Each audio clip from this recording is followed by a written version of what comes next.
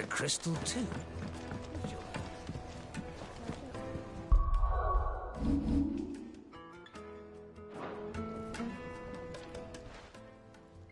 You going after the Stardust then, are you?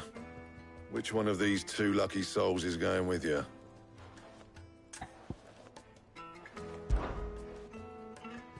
Otto, you're with me.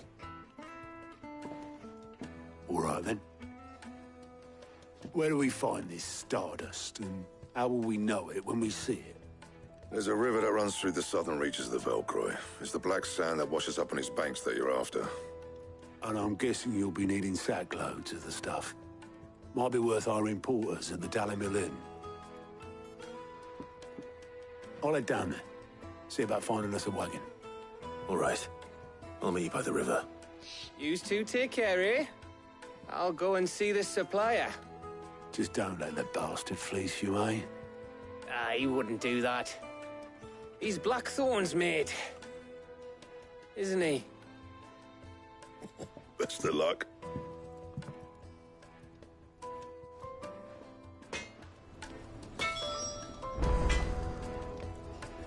I'll head down to Dalimil, see about hiring us a wagon. Wait for me by the river. Don't you worry about me. I can smell a swindle from half the twins away.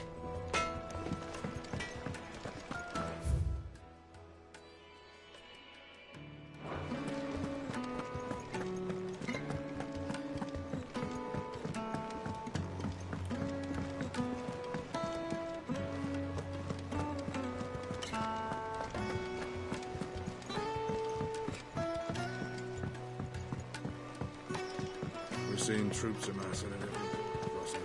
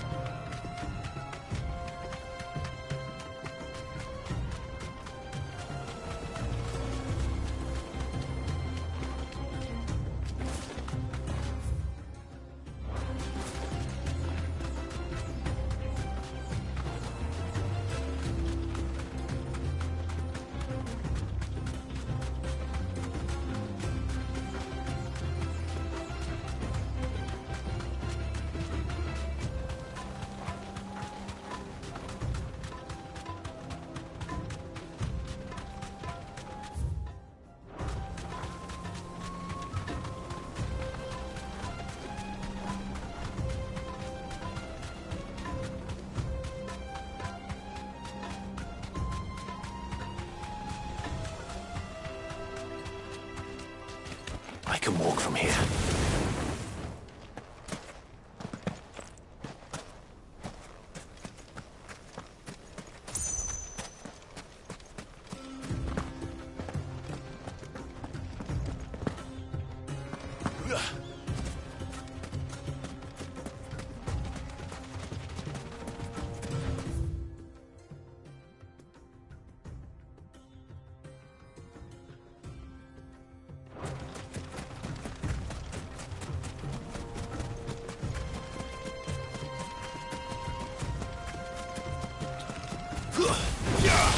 Time to fight.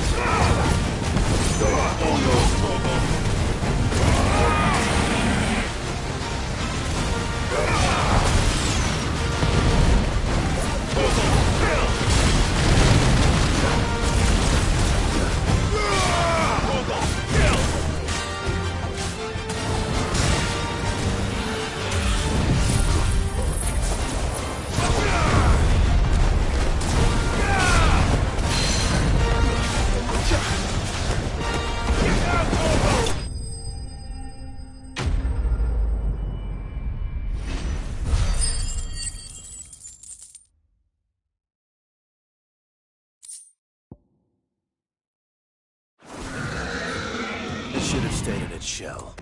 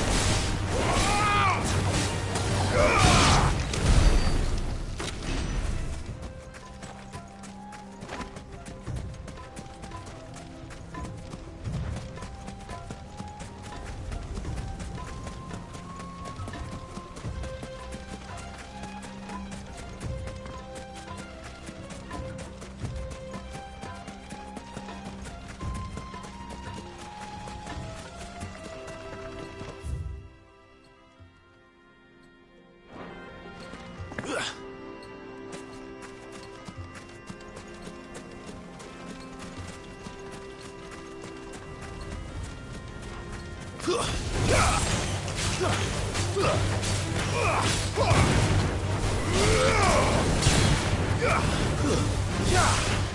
finished.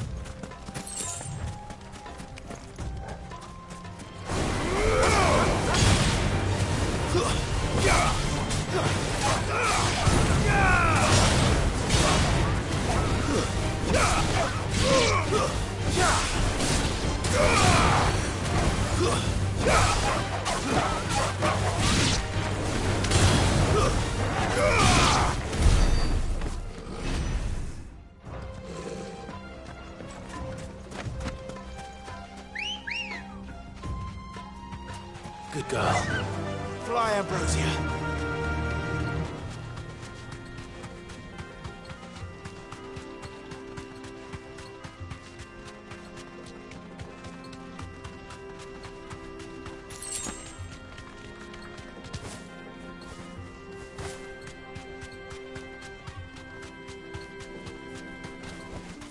Straight home now.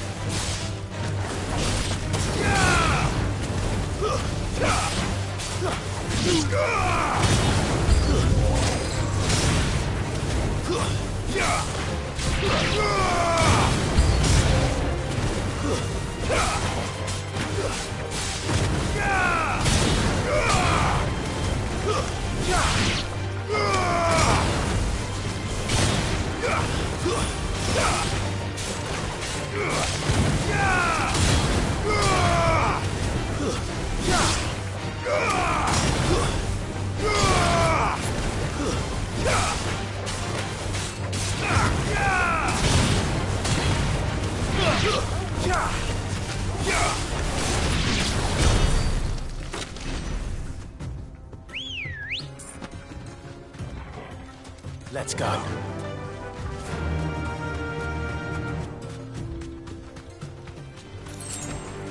Be safe.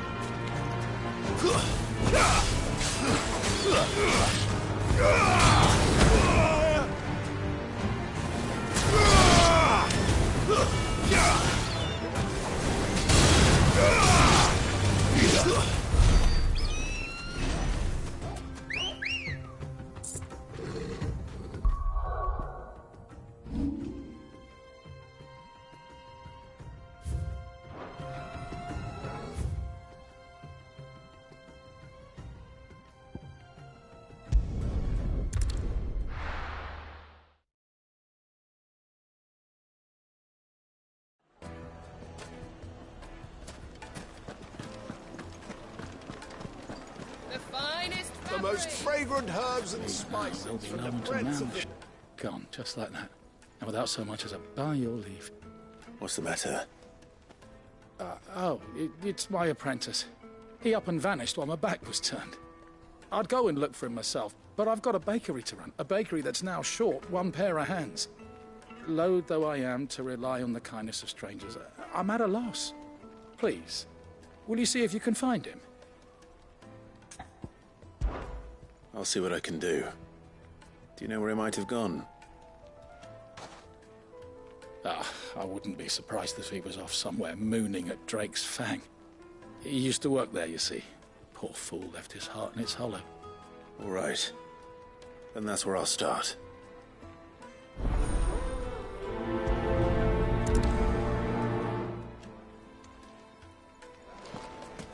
It would make a fine gift.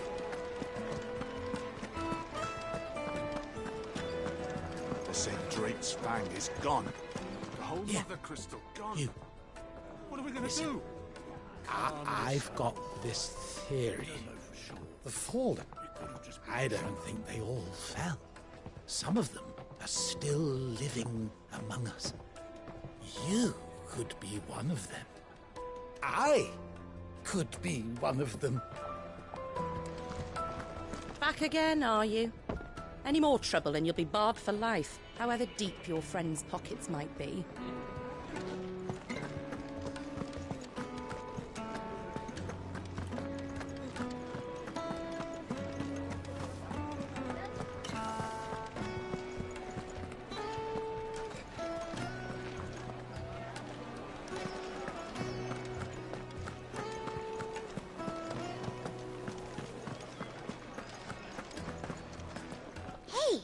Lubor's badge. Are you a friend of Lubor's too, mister? He always gives us food when we're hungry and water when we're thirsty. And we don't even have to beg for it.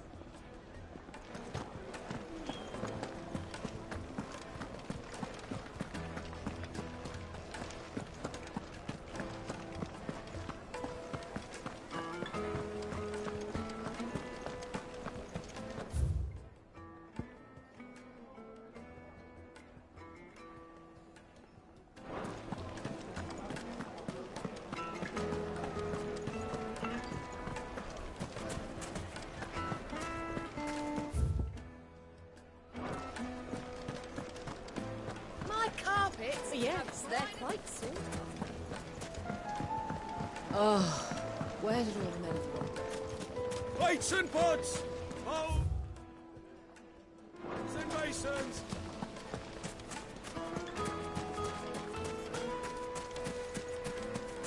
No, I'm telling you, it's gone. I saw the crater on my way back from the Free Cities. And it was... Did the constables test you properly before they came?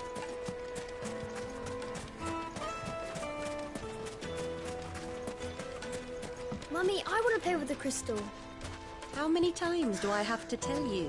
It's not a toy.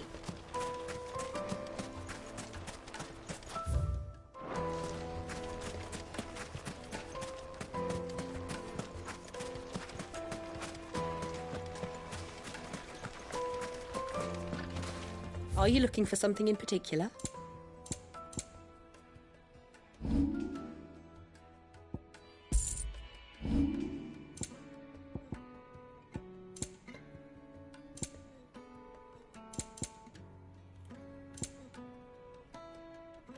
Fare you well.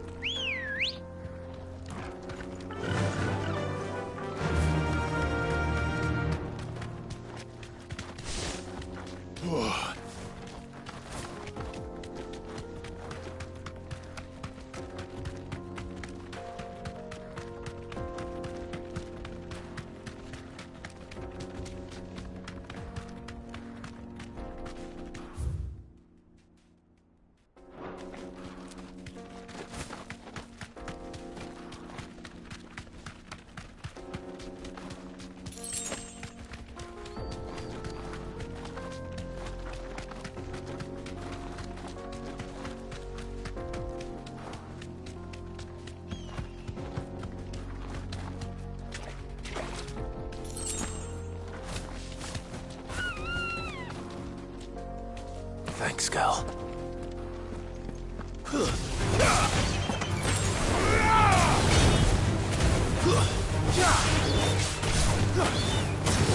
finished.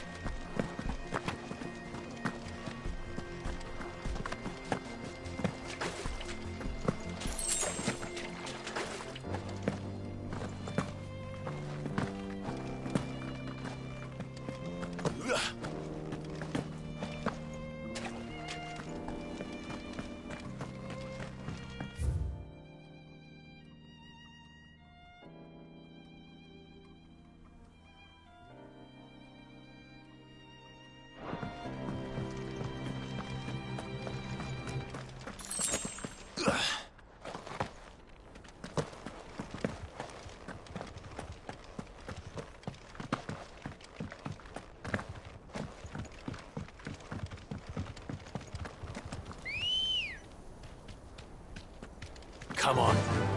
Faster!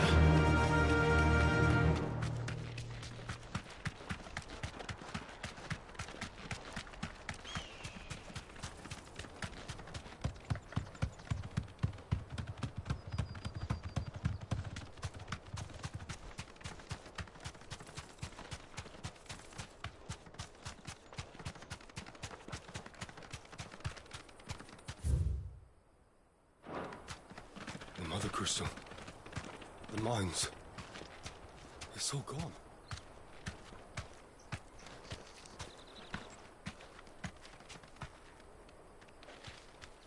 Be safe. A mountain of a monster, twice as tall as Titan himself, cracked the fang open like it was a sparrow's egg. I swear, on my grandmother's grave, I saw it myself.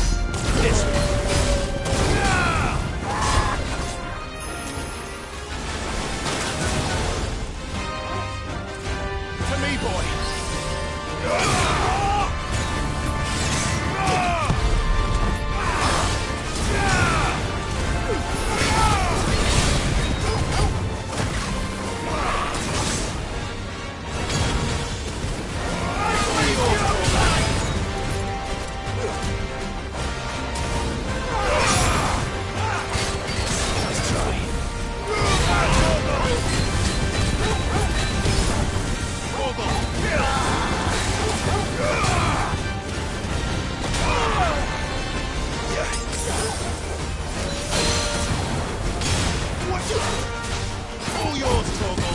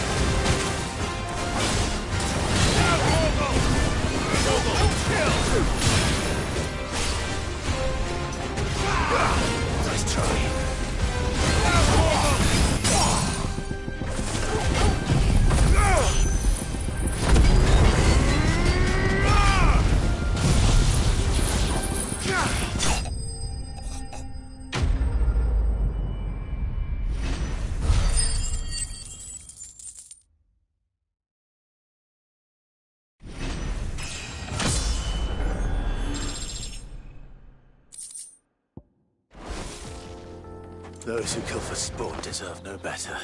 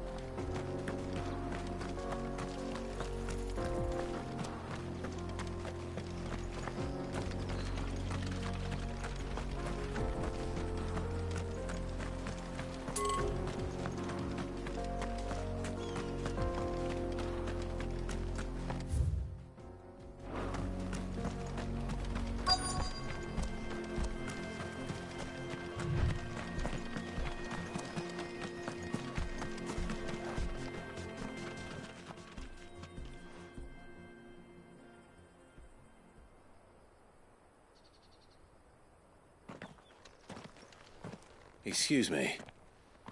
What do you want? The baker sent me to find you. I am a sorry, selfish sod, aren't I? I'm certainly not a baker. Master must have ruled the day he took me in. Time was the sight of the fang used to calm my nerves. But now look at her.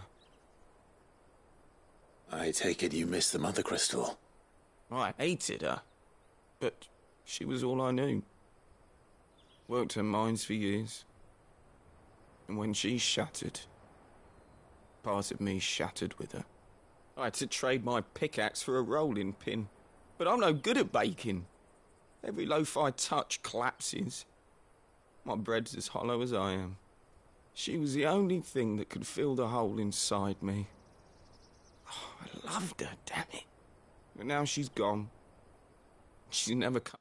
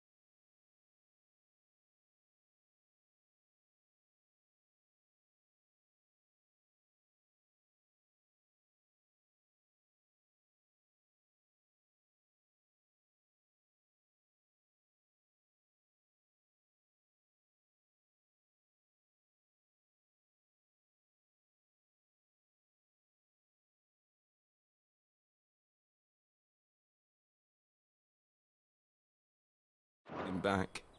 What am I supposed to do? I ask her. How does a shell of a man learn to live again?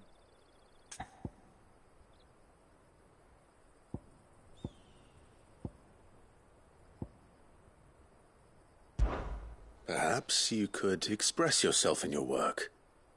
If you miss the fang, maybe you could recapture it somehow. Recapture it?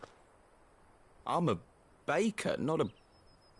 You know, you might just be right. What a fool I've been! I have to get back to the bakery right away. Thank you. Thank you, my friend. You've opened my eyes. Wait.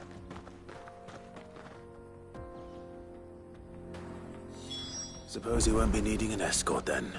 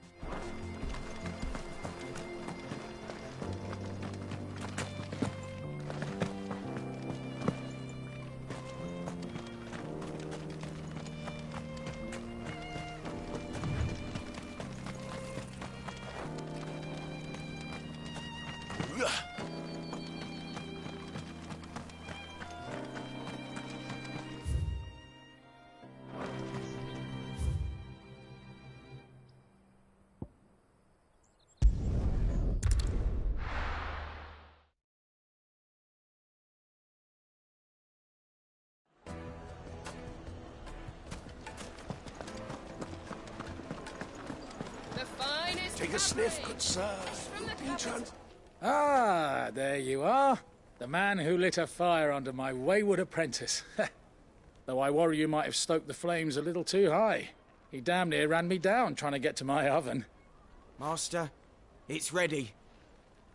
Behold the Drake's Balm. A truly unique creation. I dare say it is. Just look at it. A perfect likeness of the Fang herself. Her steepled peaks, her fulsome spurs, her inviting hollow.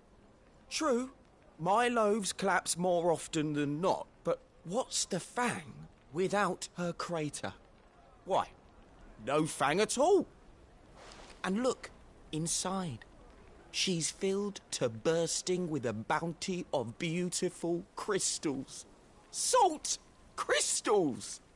Master, I have found my purpose. I must use my work here to preserve the memory of the Fang. Well, if it tastes half as unique as it looks, I'd certainly say you're onto something. Not only is my apprentice back, but he's finally pulling his weight. With any luck, I might even have a new delicacy on my hands. I don't know how you did it, but you have my thanks.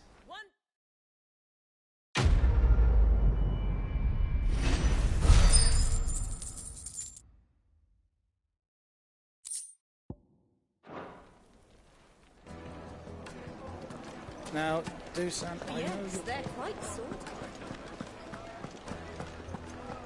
Master Lubor says Drake's Fangers. I hear you've been busy. That was your doing, was it not? As for me...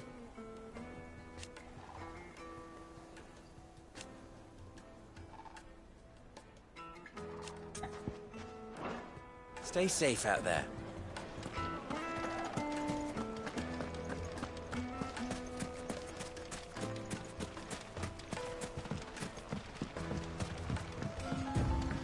Looks like I found the river. Now where's Otto?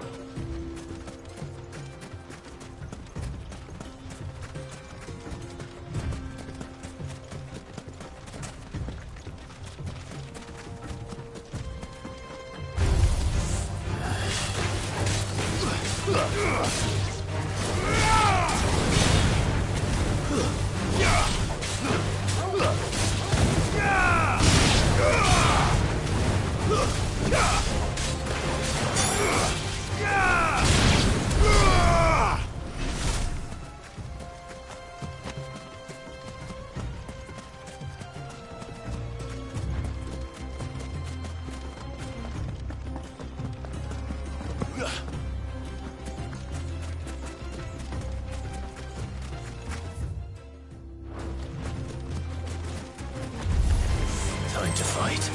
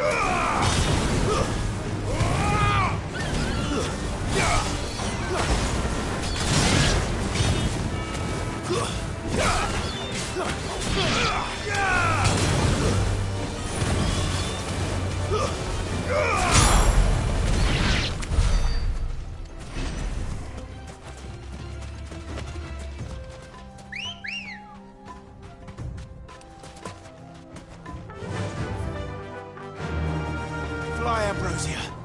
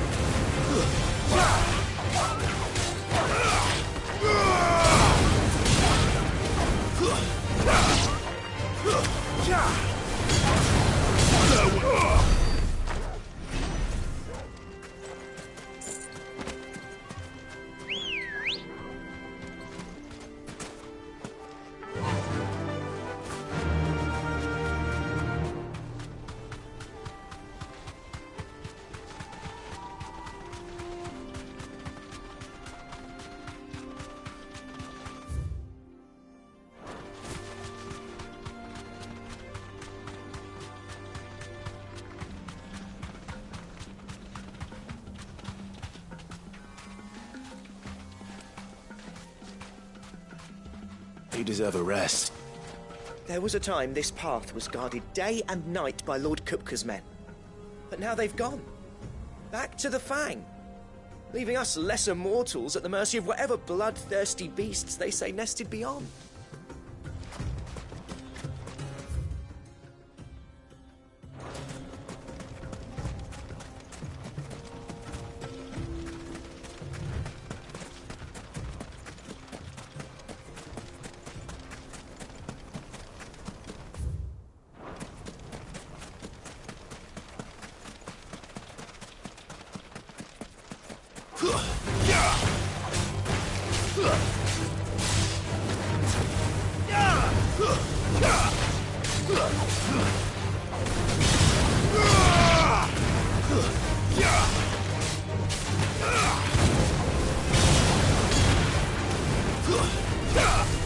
It's over.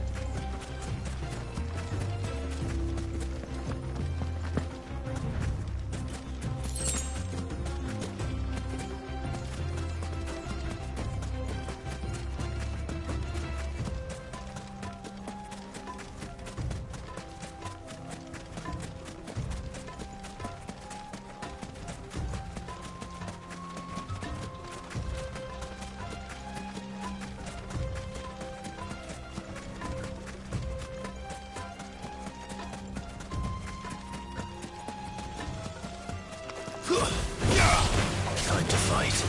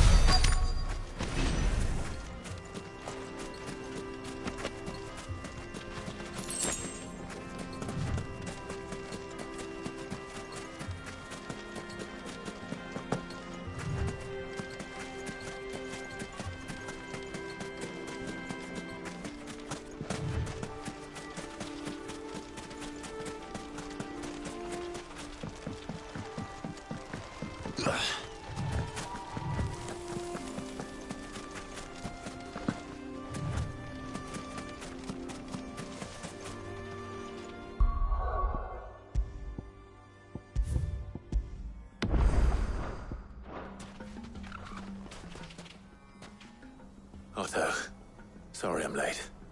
Oh, Clive. I had a quick scout about, and I reckon this area's our best bet. Seems Blackthorn's the only one who thinks smithing with his Stardust stuff's a good idea. It's just lying here, waiting for any old fool to fill his boots. But unlike any old fool, you thought to bring a wagon. Well spotted. Now get filling.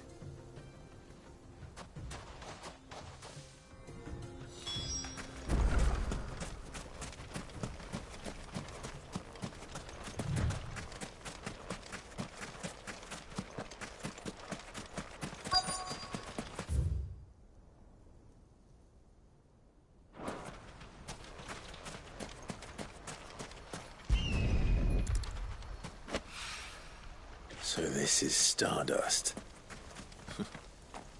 It just looked like black sand to me.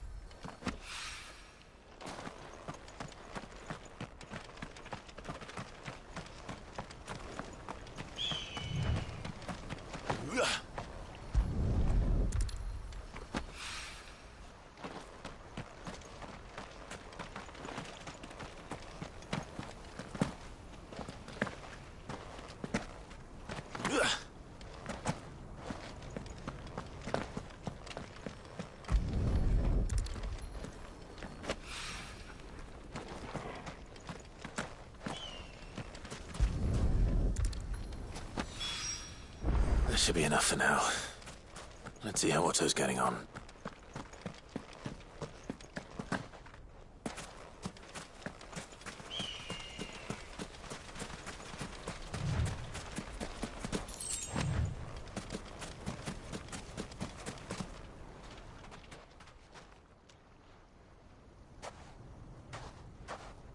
How much did you get? Enough. I hope.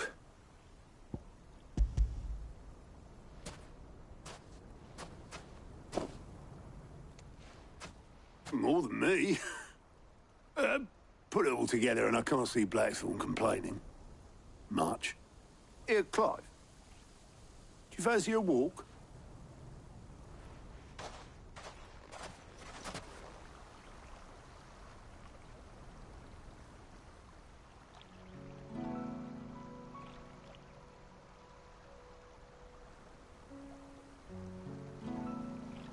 Sid will be proud. Of what? Of you, you idiot. The way you've carried on what he started. When we first met, I had you down as a spoilt little puppy who enjoyed nothing more than biting the hand that fed you. But 5 years on, you're the one doing the feeding. So thanks for proving me wrong. You weren't wrong. But I changed. Thanks to Sid. And thanks to you. When I suggested taking on his name, you were the first to back me. And if you hadn't, no one else would have.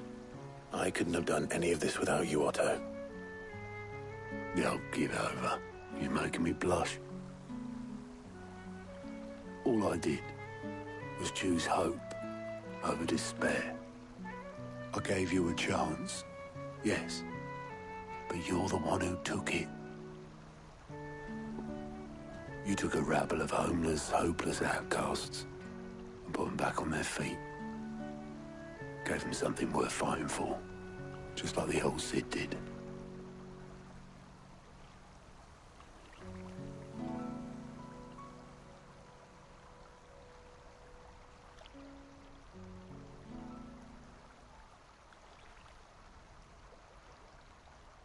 About time I was heading back, I reckon. All this scrabbling about in the sand's taken its toll on the old pins. I'll see you back at the hideaway then. You can take a well-earned rest when you get there. Oh, I plan to. Believe you me. But I'll make sure Blackthorn gets his precious black sand before I put my feet up. He'll only moan otherwise.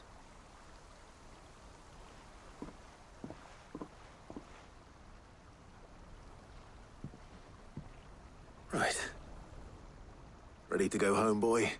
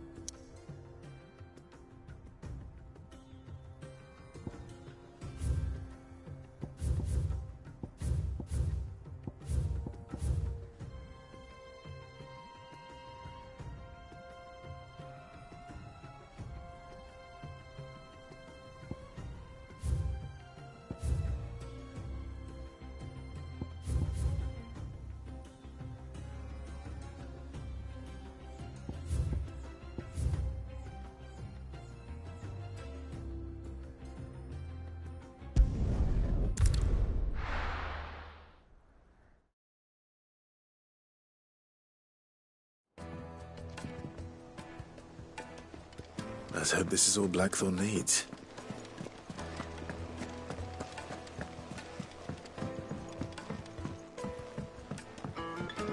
We're seeing troops amassing at every border.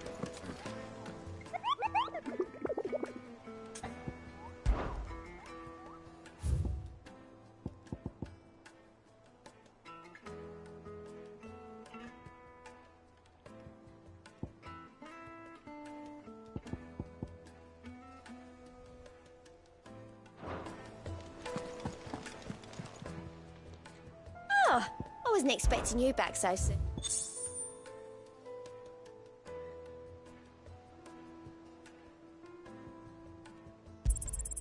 Here you are. All done? Welcome to the Patron's Whisper. May the goddess go with you. How are you doing? Here you go.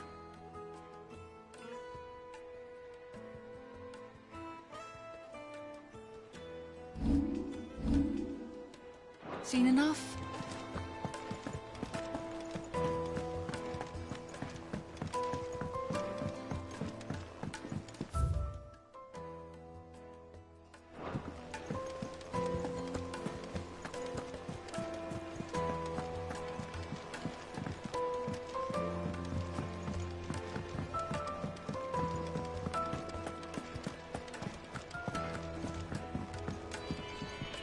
How'd you lot get on? I brought back all that stuff Blackthorn asked for. There you are. Blackthorn's got his precious stardust, in case you were wondering.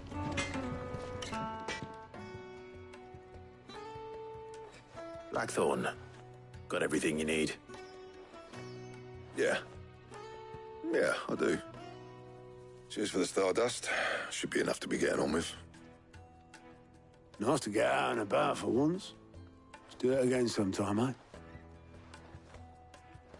I'll make a start on putting this thermal plating together then. It will take some time, mind. So if you've got other things to be getting on with, I could do without you breathing down my neck. Thank you, Blackthorn. I'll let Mid know construction's underway.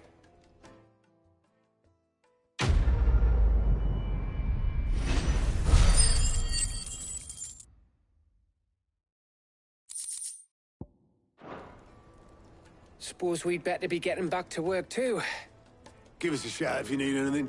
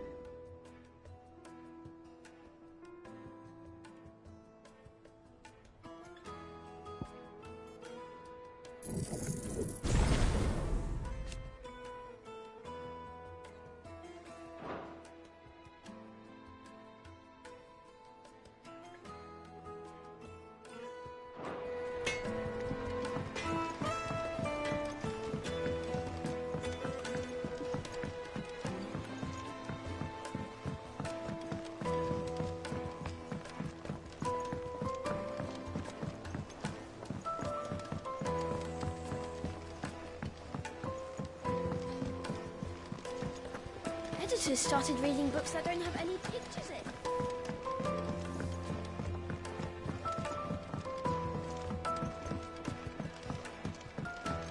If I don't come up with something soon...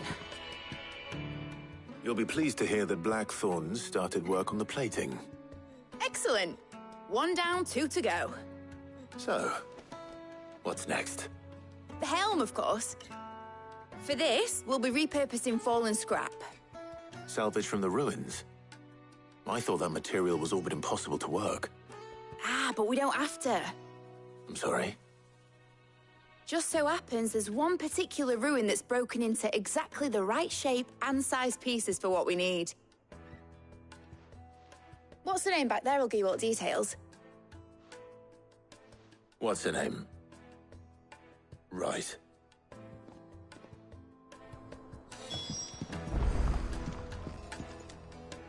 Oh, Sid, is this about the helm? Yes. Mid said I should speak with you. I'll show you the plans then.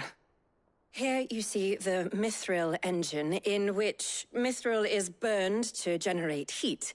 That heat is then harnessed to produce motive force. Excess heat is dealt with by means of the thermal displacement stack, which disperses it into the surrounding air. Now, were we to rely on thermal plating alone to achieve this effect, the rate of excess heat buildup would far exceed the displacement coefficient of the plating. In other words, the reactor would overheat and eventually explode. This is where the helm comes in.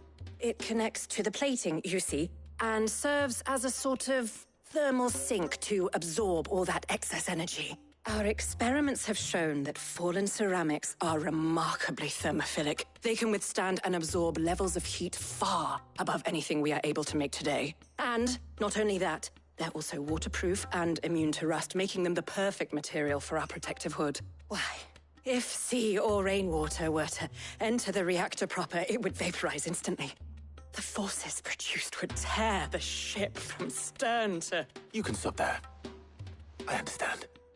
Mid said we might be able to use parts of a fallen ruin. Where would I find it? Ah, yes. It's in Lorbert's Pass, near Lostwing. The thing is, well, I probably should have arranged to have the pieces we need brought here sooner. You see, a certain unwanted visitor has taken up residence there.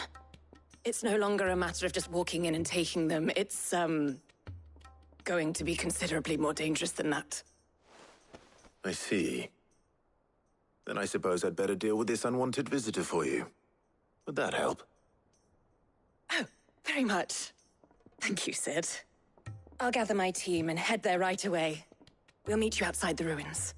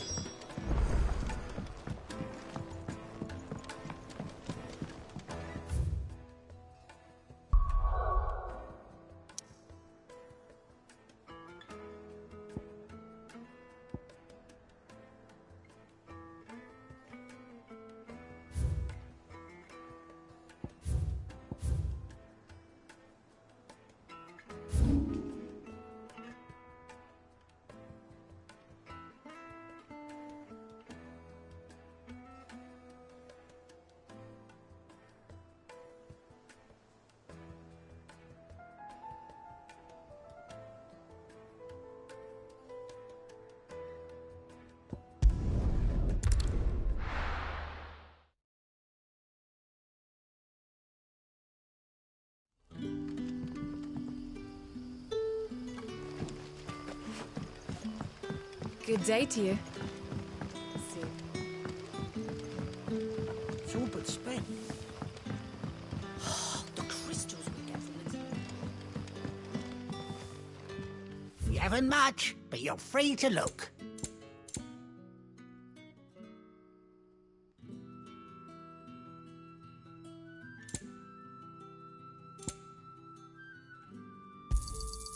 Ah, yes. Good day. Any friend of the innkeeper is a friend of mine. Good day. If you ever need a room, Sid, just say the word. I'll have a bed made up while you eat. And that goes for your friends, too. Good to see you, Sid, as always. Master Quentin's out back.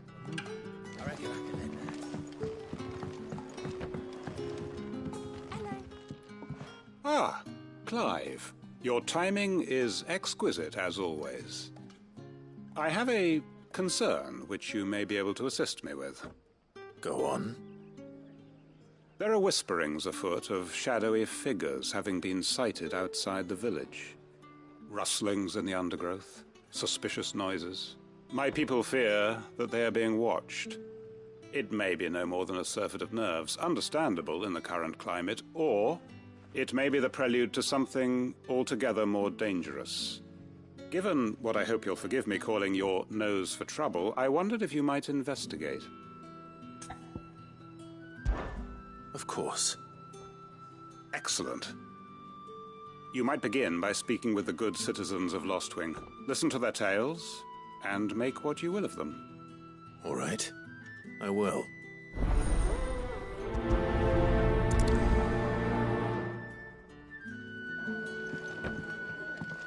Right. Let's see what the people of the village have to say. I'd better find out if this is just nerves, or something we need to take more seriously.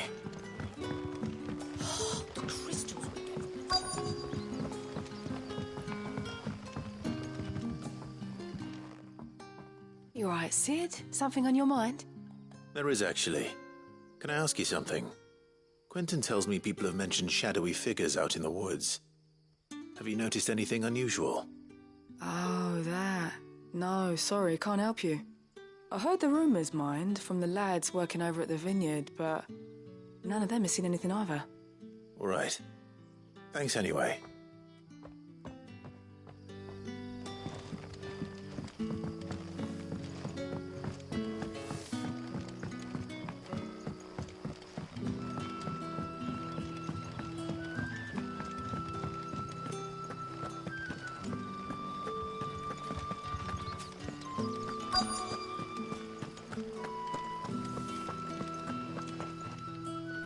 Do you have a moment?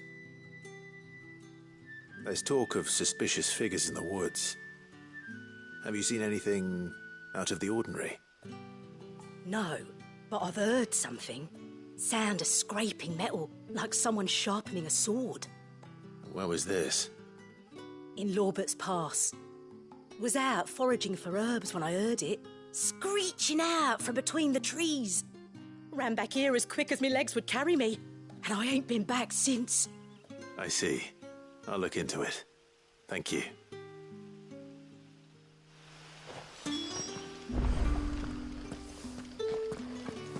Seems Lorbert's Pass is our best bet, then. What do you say, Torgal? Shall we go and investigate?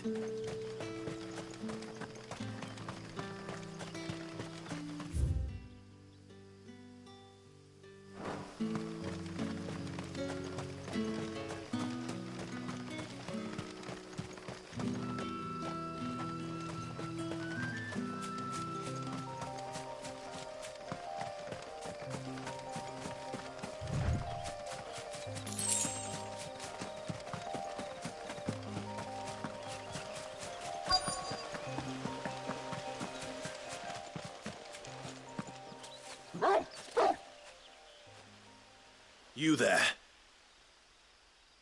Fuck! He's seen us. Get them before they escape! Black Shields. Here. What the hell are you doing here? What is it to you? Not that we give a damn. All that matters to us is that you don't leave here alive.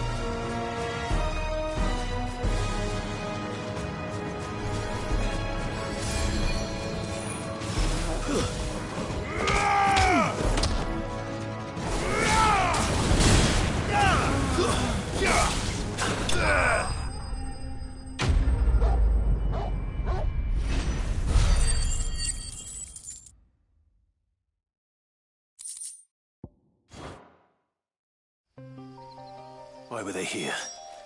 Are they planning an attack on Lost Wing? I need to warn Quentin.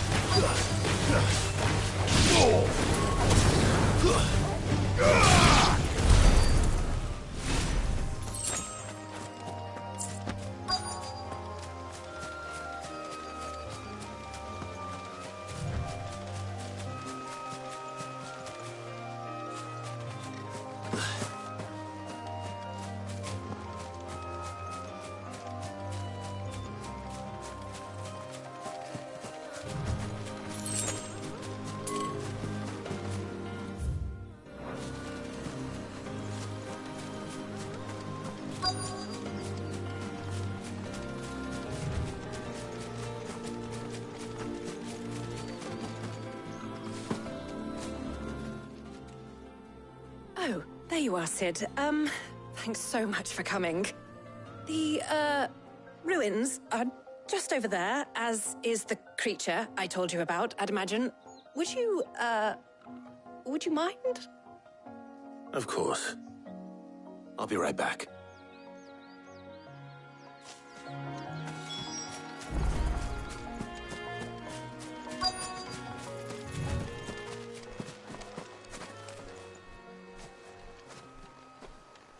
Anybody home?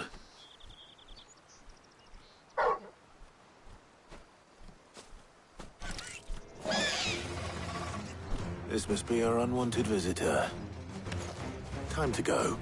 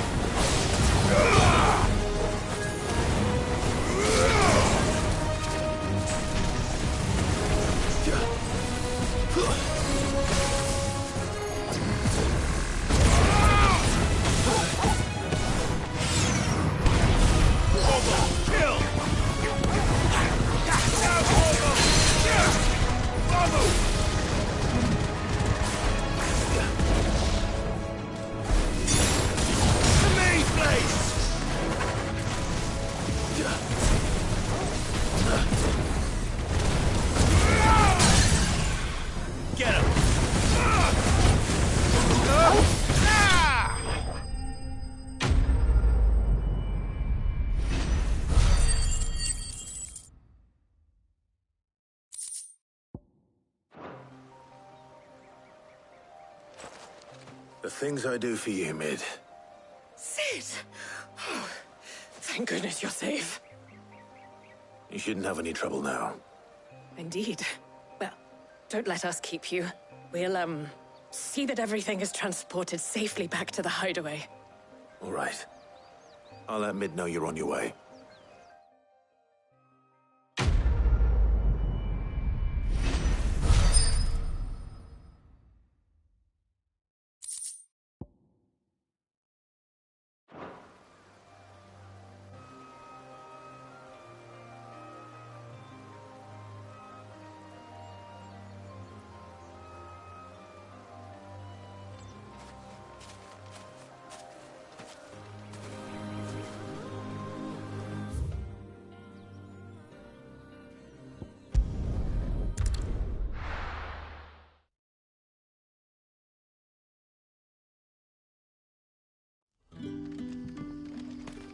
Good day to you.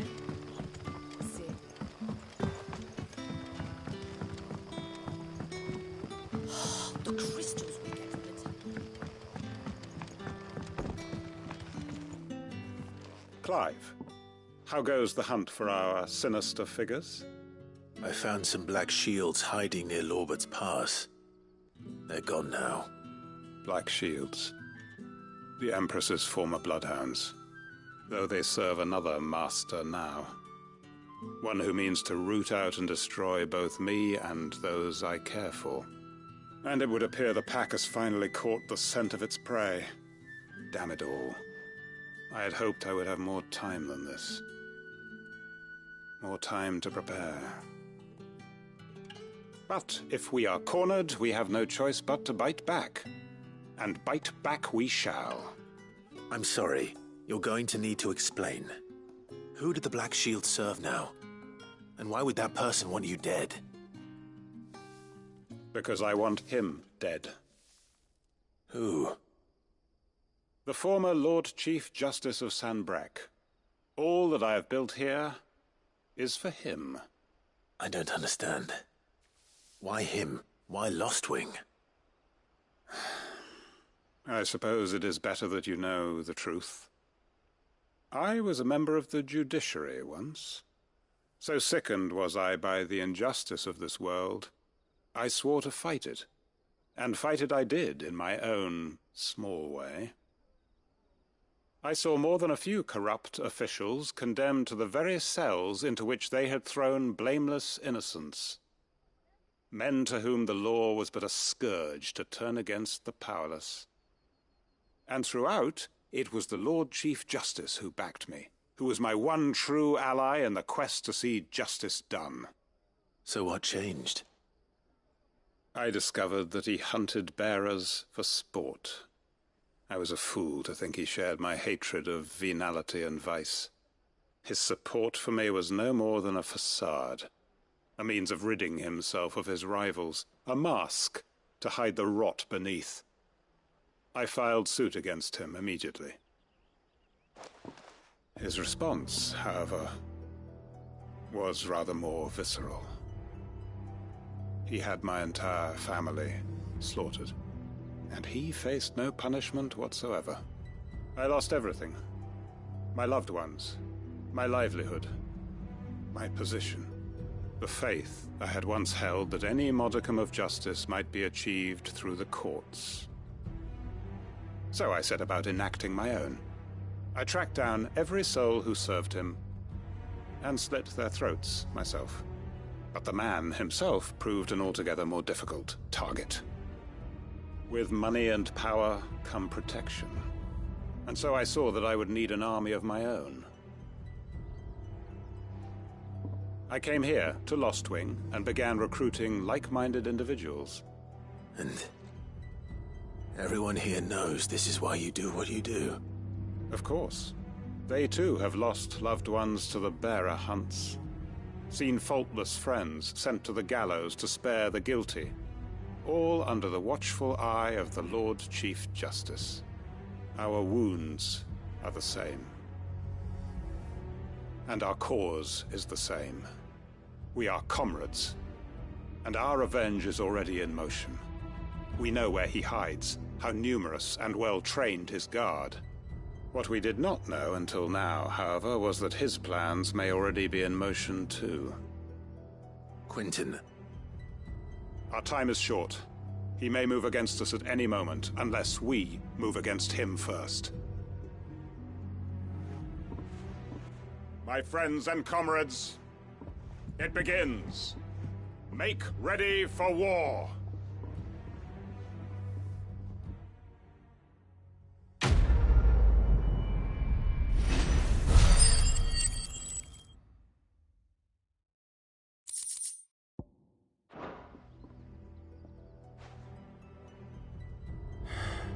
I'm not going to change his mind.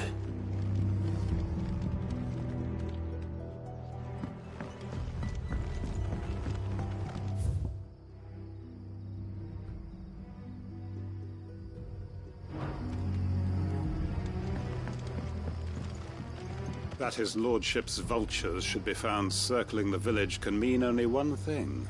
That he means to strike at us before we can strike at him. There is no time to lose. The final stage of our plan must be put into motion.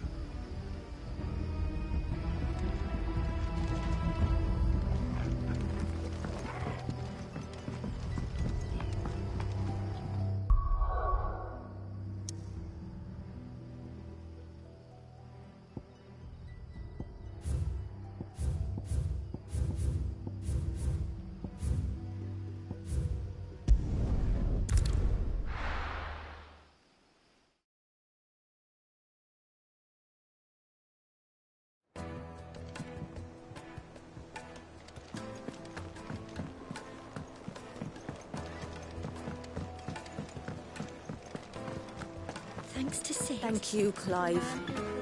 Not...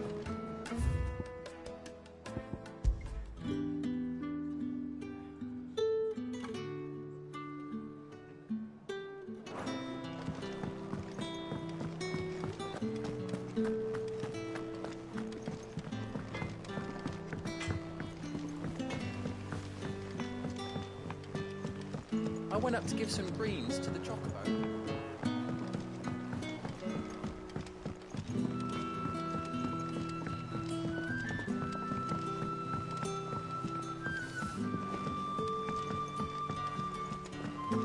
Editors started reading books that don't have any pictures in.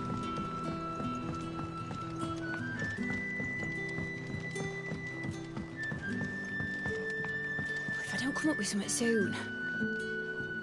Mid. Helena has recovered the material for the helm. She'll be along shortly. Excellent.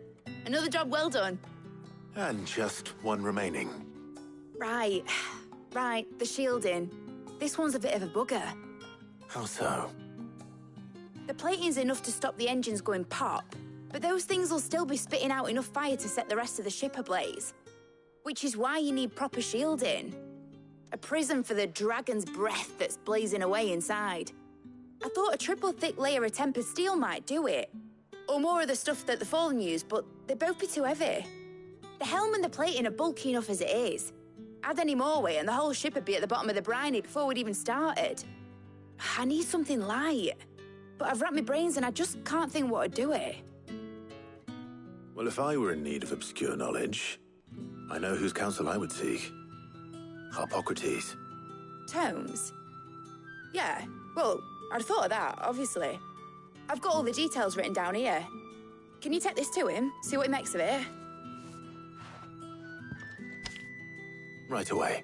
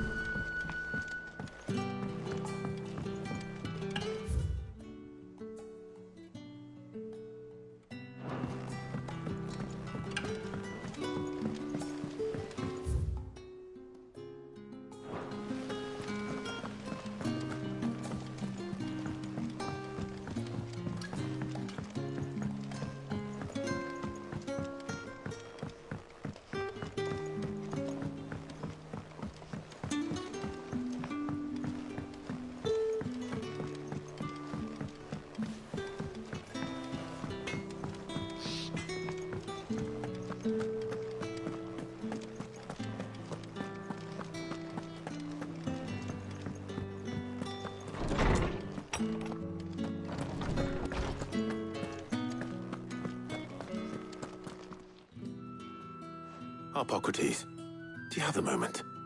For you, Clive? Always. Well, actually, it's for Mid this time. Could you take a look at this?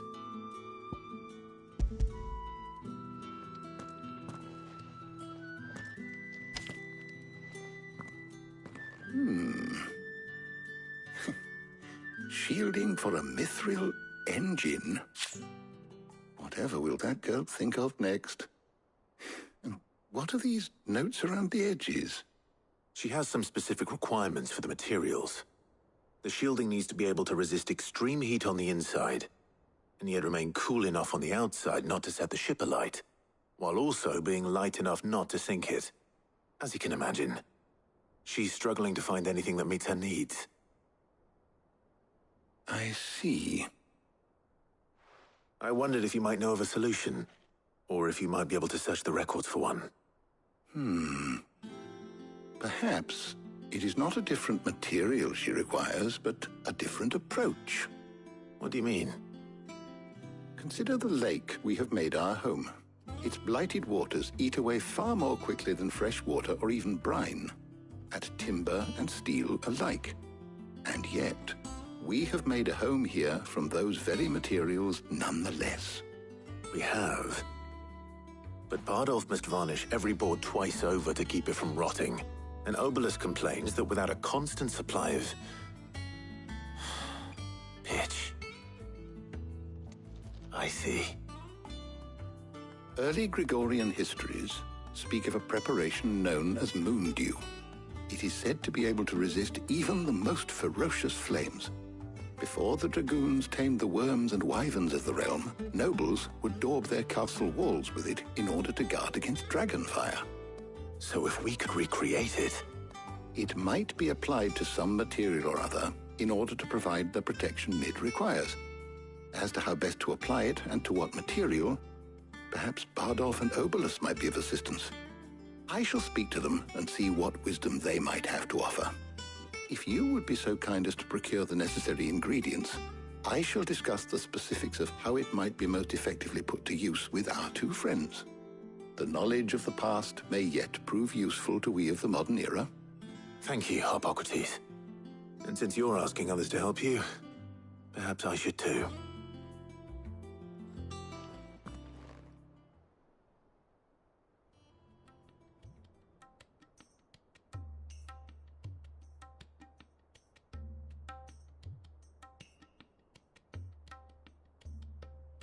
So you need a hand, do you? We do. I'll be heading to market for the ingredients we need. I could do with some help. And some company, too. The other can assist me in researching how best to prepare the shielding itself. Can we count on your aid? Always. Well, if Jill's game. Thank you. I am sure either of these fine young minds would prove indispensable in my research. I leave the decision as to who will go with whom in your capable hands, Clive.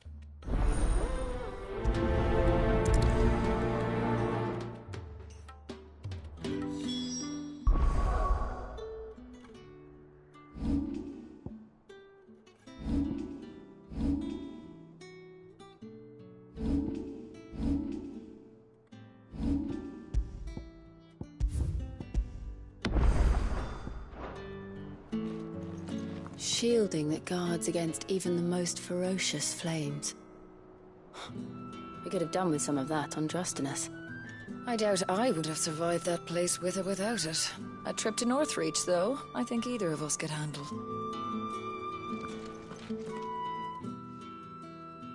So, Clive, have you made your decision? Who will accompany you on your little excursion? All right. So, what are we fetching? I have taken the liberty of preparing a list. Here. Garlic? Conch shells? Are you sure this is the right list? Looks like the ingredients for someone's supper. Though these items may seem mundane, they have potent effects that are rarely exploited, effects for which they were once highly prized. So much so, in fact, that they were harvested almost to extinction, hence moon dews having fallen from favor. Now, of course, they can be obtained with ease.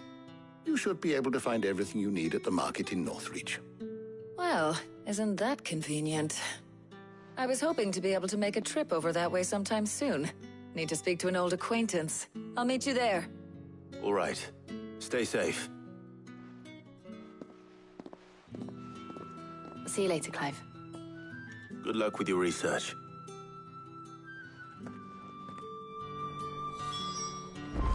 Hippocrates and I'll look after things here. You head over to Northreach.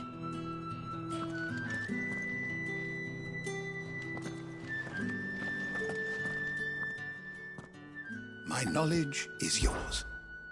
I have a few new notes that might interest you.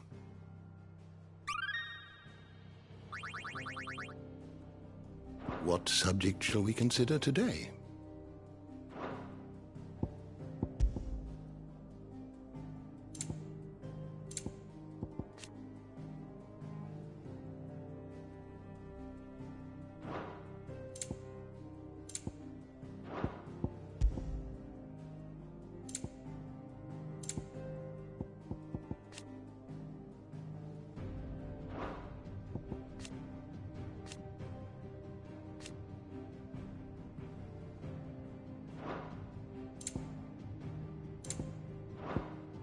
Did you learn everything you needed?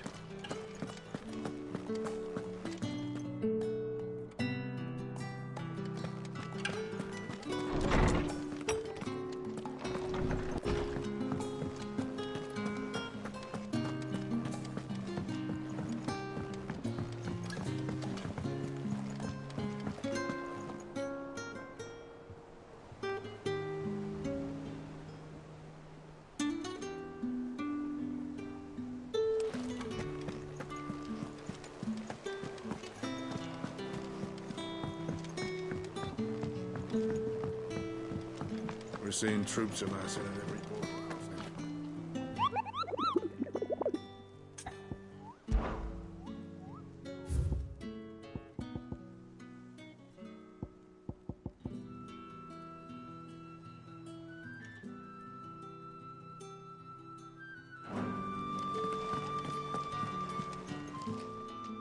Fancy a look at the list, do you? Quick look. Seen enough?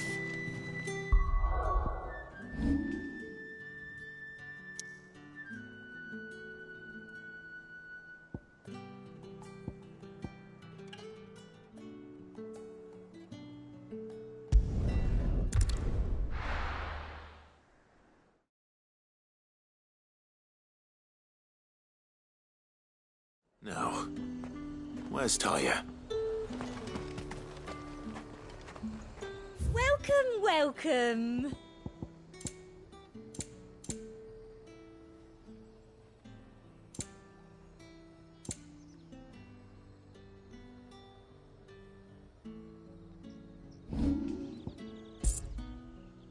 I'll be here if you need me. There's talk about the Glassgate flood. How the hell is anyone supposed to afford that price? Keep them pilchards nice and chilled. Need to stock up on these. One of you spoiling another catch. There you are, Taya. Ah, and there you are. We shouldn't have any problems finding what we need in a place like this. But if time is of the essence, perhaps we should split up. Take a few items each. All right. What shall I look for? Let's see now. Why don't you take the garlic and the pepio nuts? Meet me by the gate when you've got them.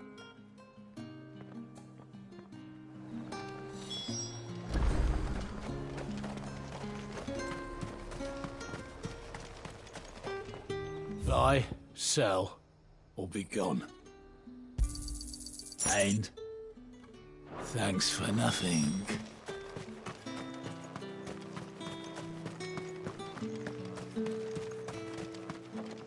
We haven't much, but you're free to look. I trust it's all here. Keep fighting the good fight. Do it. Hopefully Taya's finished too. Fresh cuts! Come and get them. Up! You'll not find a bruised pimp. Well, did you find everything? I did. Here.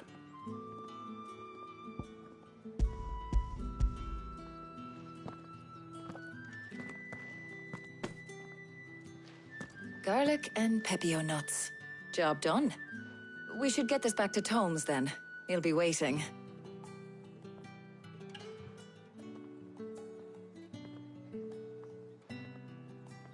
But we're not in too much of a rush, are we? Quick chat.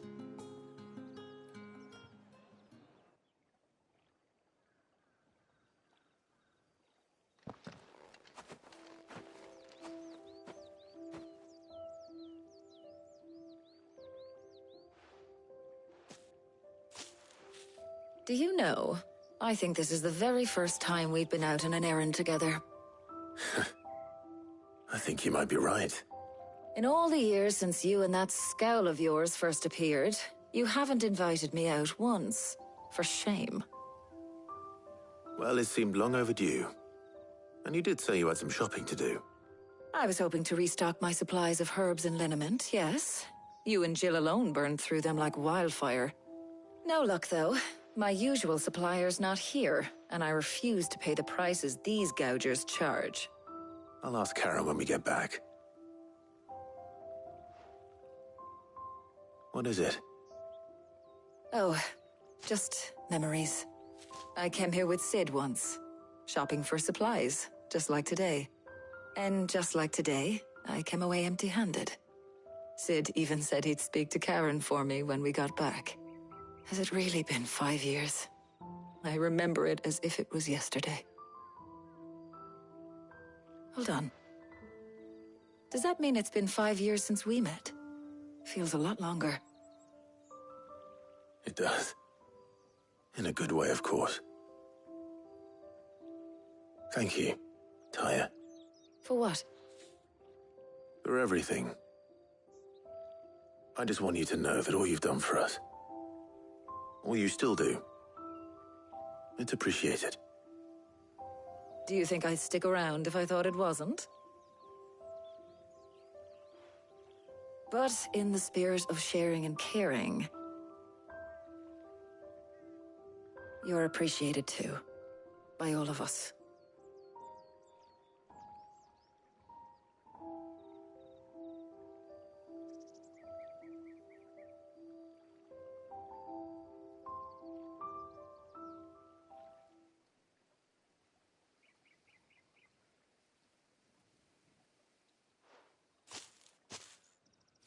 Well, I think we've tarried long enough.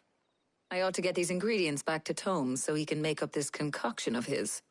I'll meet you back at the hideaway, all right? All right. And thanks again. I heard you the first time.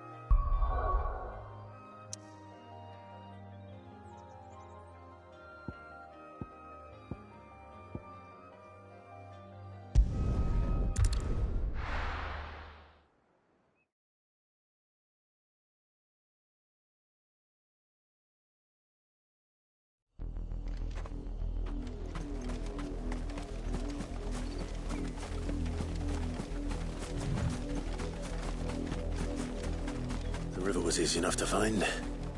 Now for those herbs.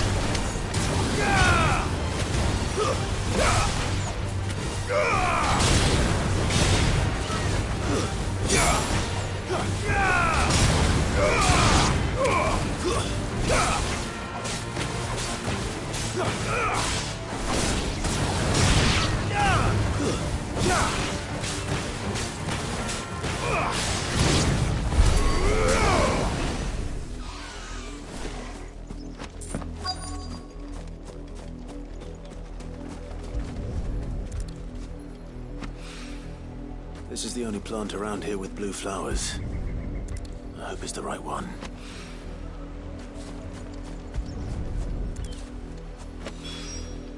Should be be enough to keep the infirmary stocked for a while. Hopefully this'll put Rodriguez's mind at ease.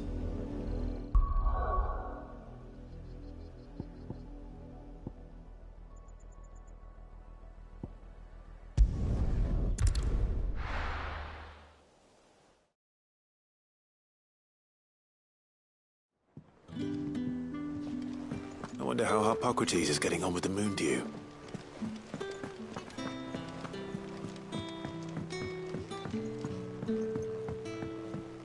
We're seeing troops amassing at every border.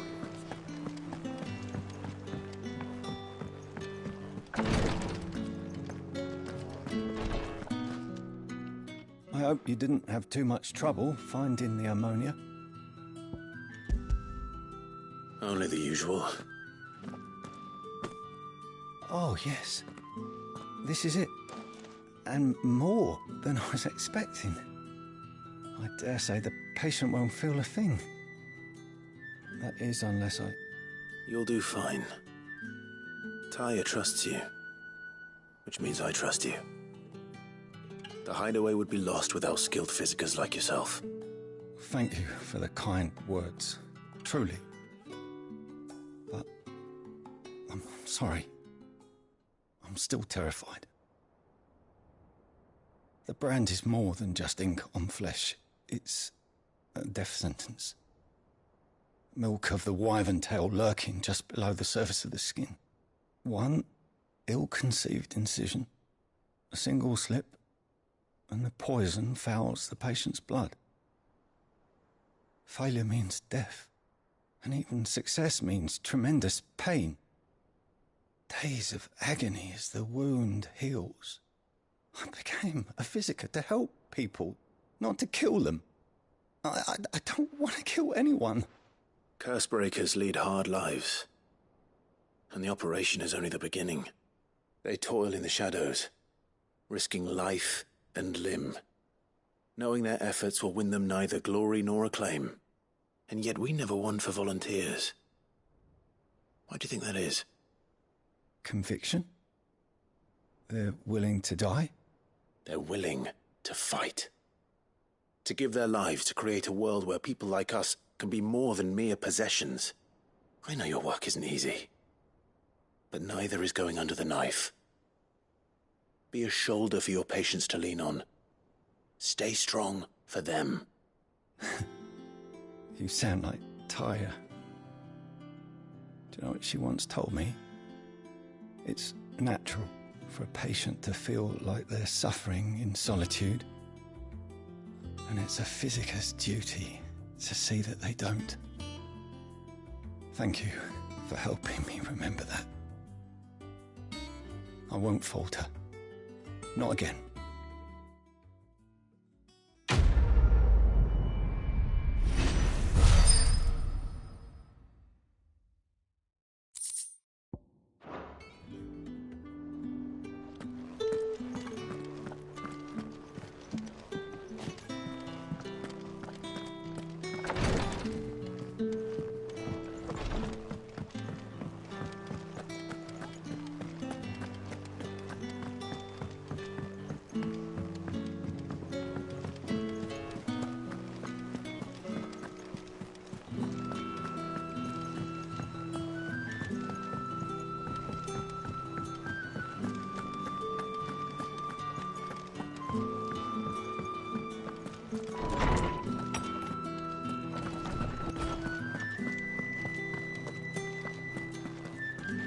Ah, better late than never.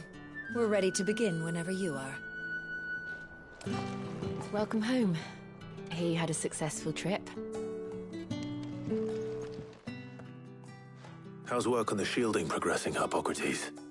Well, very well indeed. And thanks in no small part to your kind assistance. I was just explaining to Taya how we might best go about preparing the moon dew. And now that we have all the ingredients, we may begin. You can count on me.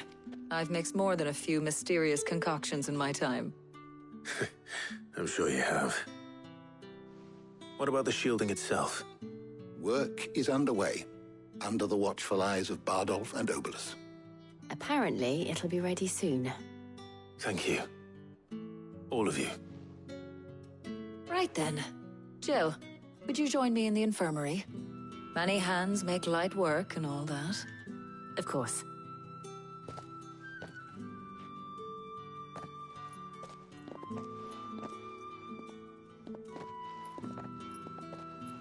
Oh, and Clive. It was good to talk. We should do it again sometime. It appears our work here is almost at an end. A shame. I was enjoying playing the man of action for once. When both the shielding and the moondew are ready, it will merely be a matter of applying the one to the other. Followed by a rigorous process of testing and retesting, of course. Perhaps someone ought to warn young Mid of that. Leave it to me. Thank you, Hippocrates.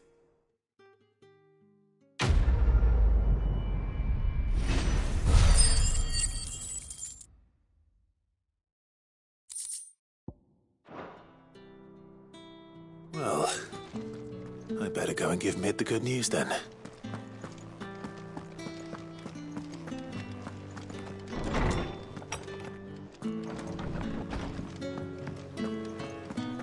Thanks to Sid.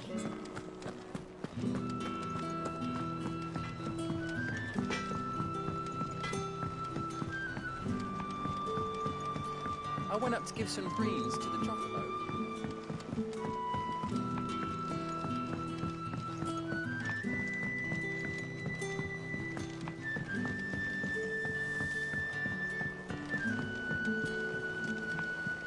Editors started reading books that don't have any pictures in.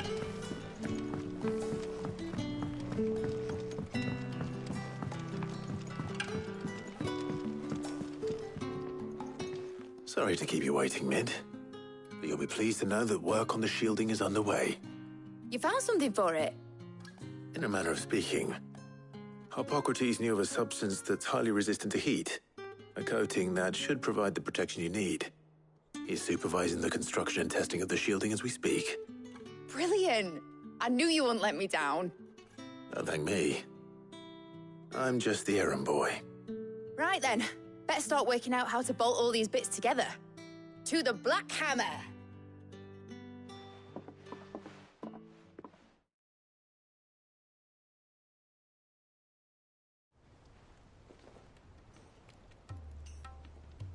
You know, when I got into the smithing game, I thought I'd be making swords and shields, not thermal bleeding didgeridoo-dahs. Displacement stacks. Same difference. Whatever you call it, I ain't putting it together in here. It's cramped enough as it is. Let's take this outside. Mid, you get all the parts lined up on the deck. I'll take care of the rest. On my way! Oh, and bring me the biggest hammer you can find. This is gonna require some precision walloping.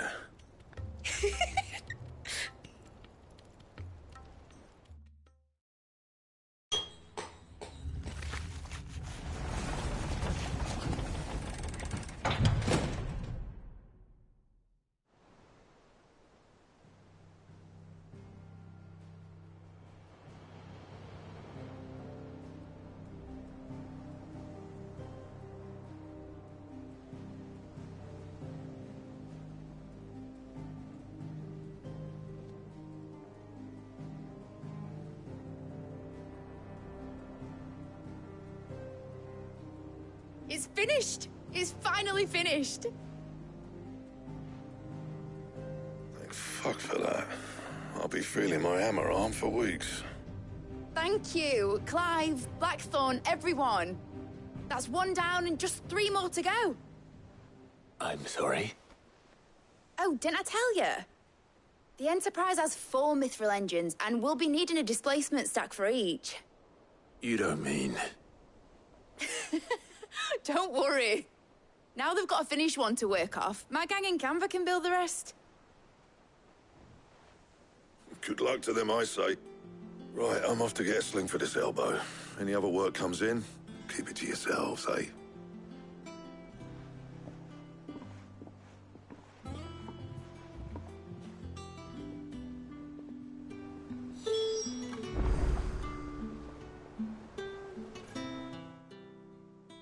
What's the matter?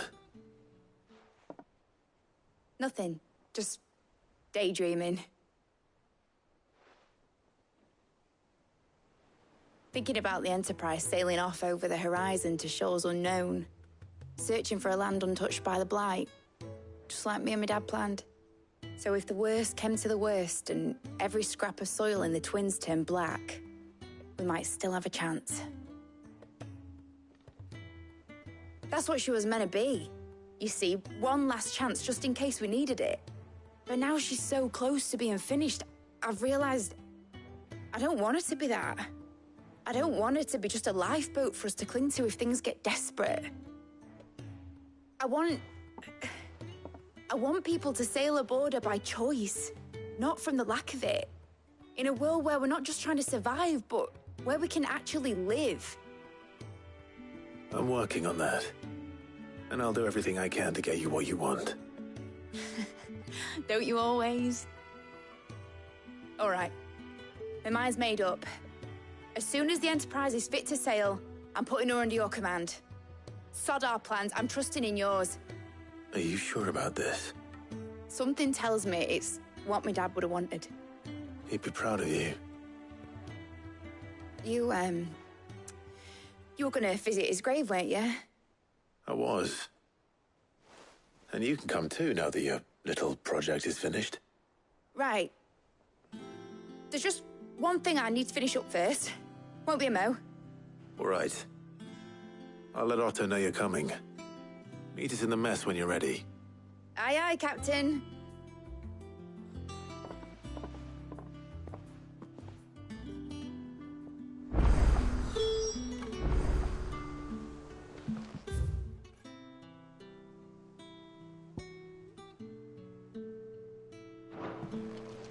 It told me she was building a ship. Really? That's a ship.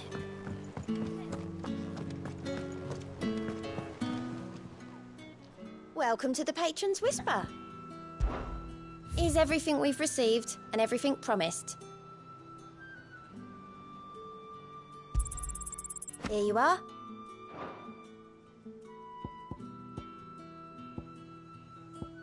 Come again.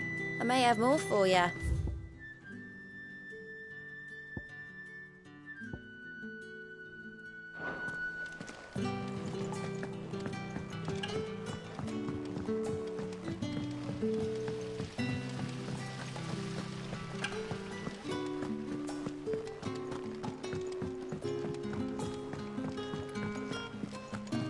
I think Mid might need some help.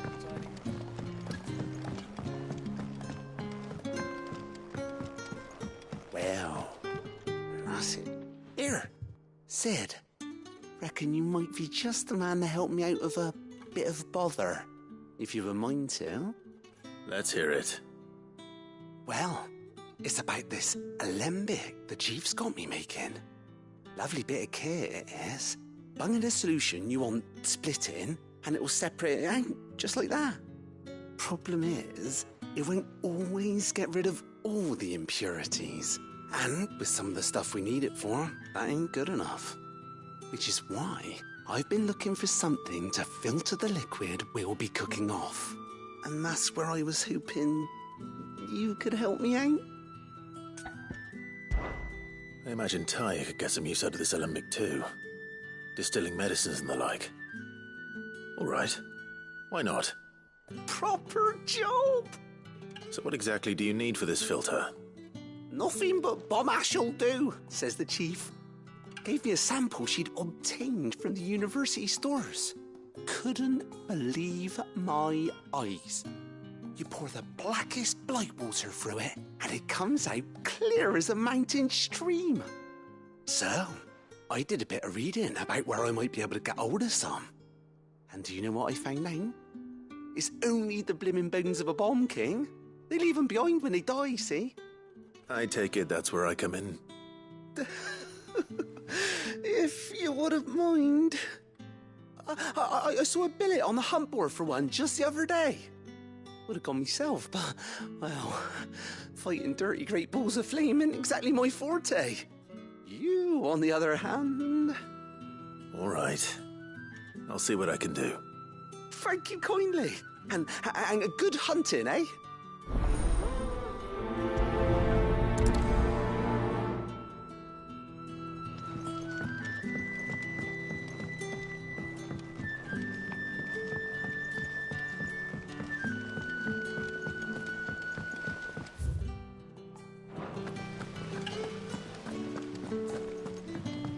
Wish I could take one of our birds.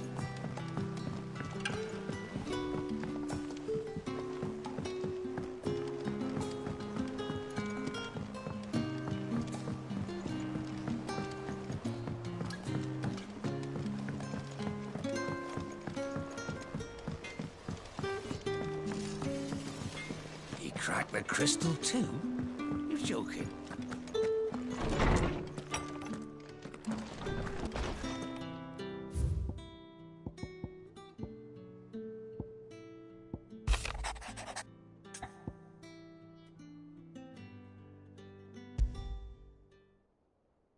Trouble with the ledgers. Shouldn't he be asking Otto for help?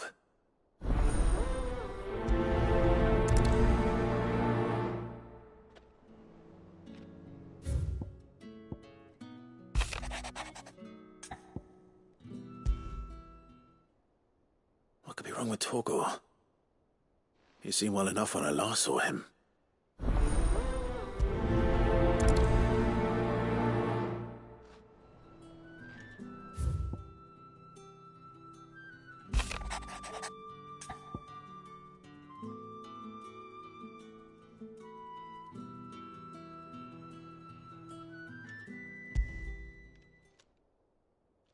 Hopefully it's nothing. But I should speak to Blackthorn just in case.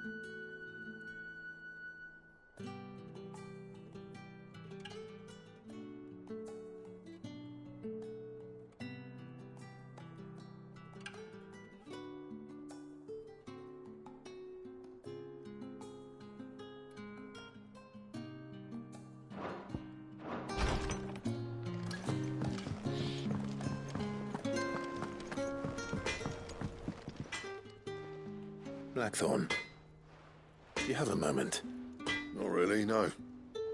This won't take long. I just wanted to ask how you're getting on. August was worried about you, that you might still be doubting your craft, even after learning the trick of that cuirass. Is there something else weighing on your mind? Perhaps sharing your thoughts might help. That bastard's like a dog with a bone. Still, you've got a keen eye, I'll give him that. It's just, well, Karen showed me something. Something I've never seen before. And that was? A sword. An odd-looking thing with a single-edged blade. The metal itself wasn't anything to write home about, but fuck me, the edge on it. You could slice a man clean in two with a weapon like that, and he'd be halfway home before he even realised he'd been cut. So that's what's troubling you? Nah, Not troubling me exactly. More distracting. Can't stop thinking, how do you get an edge that sharp? It's driving me mad. And if you knew how to do it, we could arm the curse breakers with even better blades. That's about the size of it, yeah. I'll see what I can find out. Sharper swords are always welcome. And we can't have our master blacksmith being distracted. You're a soft touch, you know that. But I can't say I'm not grateful for it. Good luck, eh? Thank you. Let's see what Karen knows about this sword.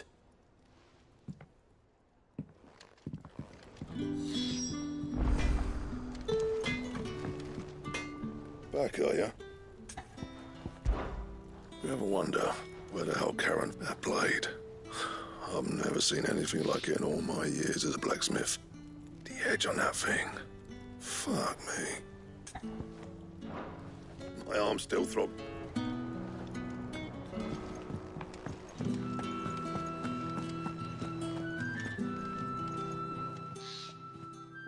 I got your note. You think something's wrong with Torgal? So you can read. Congratulations. But I didn't say I were wrong with him. I said something weren't right. He's not been eating me treats. He used to love cracking the bones from Molly's boiled brown, but now he won't so much as look at them. Didn't like him. Which is why I'm of a mind that his mind's on something else. You've not been working him too hard, have you? No harder than usual. Is that it, boy? Do you need a rest? What was it you said he was? A frost wolf? That's what the lawsman seems to think. Then maybe this all has something to do with whatever it is that's woken inside him.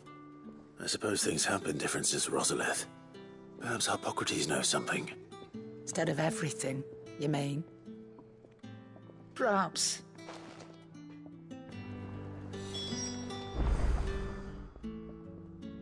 You're looking well, Karen. What do you want? Out with it. I want to know about the sword you showed Blackthorn. Single-edged and extremely sharp. Running around after him again, are you? I suppose I am, yes. But I need to help him find out how to work an edge like that. It's driving him to distraction. Little wonder, I suppose. There's not many like that make it as far as the twins, and those that do go straight into private collections. Which made it nice and easy finding a buyer. Can you tell me who bought it? Where is it now? You think I tell people who my clients are? Suppose you're not likely to go nicking him off me, are you now? Fine. If you stop mooning at me like that. Lord Ignac's the man you want. Dalmekian bloke. Collects weapons and the like. And he's got more money than sense, which is why he's one of my favourite clients. Reckon he'll still be at the inn in Dalamil, where I left him. Thank you, Karen. Oh, and he's a touch eccentric, if you take my meaning. I appreciate the warning.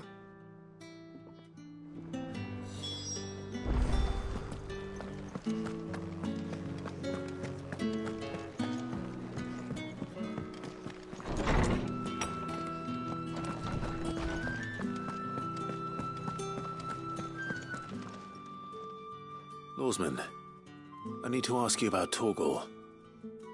Something's not right with him. He isn't ill, is he? I don't think so. But according to Lady Karen, he seems to have lost his appetite, which is certainly a new development.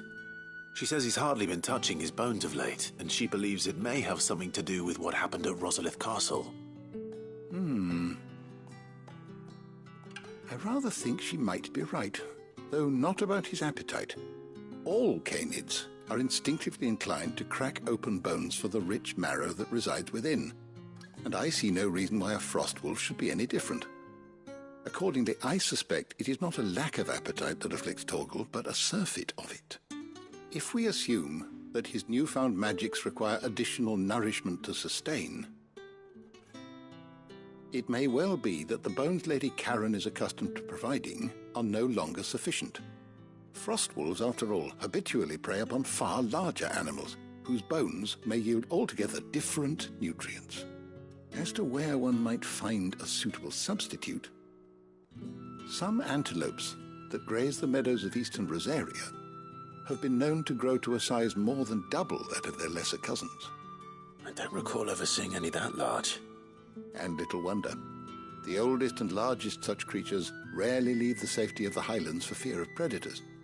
The last elder antelope sighting I recall hearing about took place near Cressida, and that was long before the village was abandoned. Even so, it seems like a good place to start. Good hunting, Clive.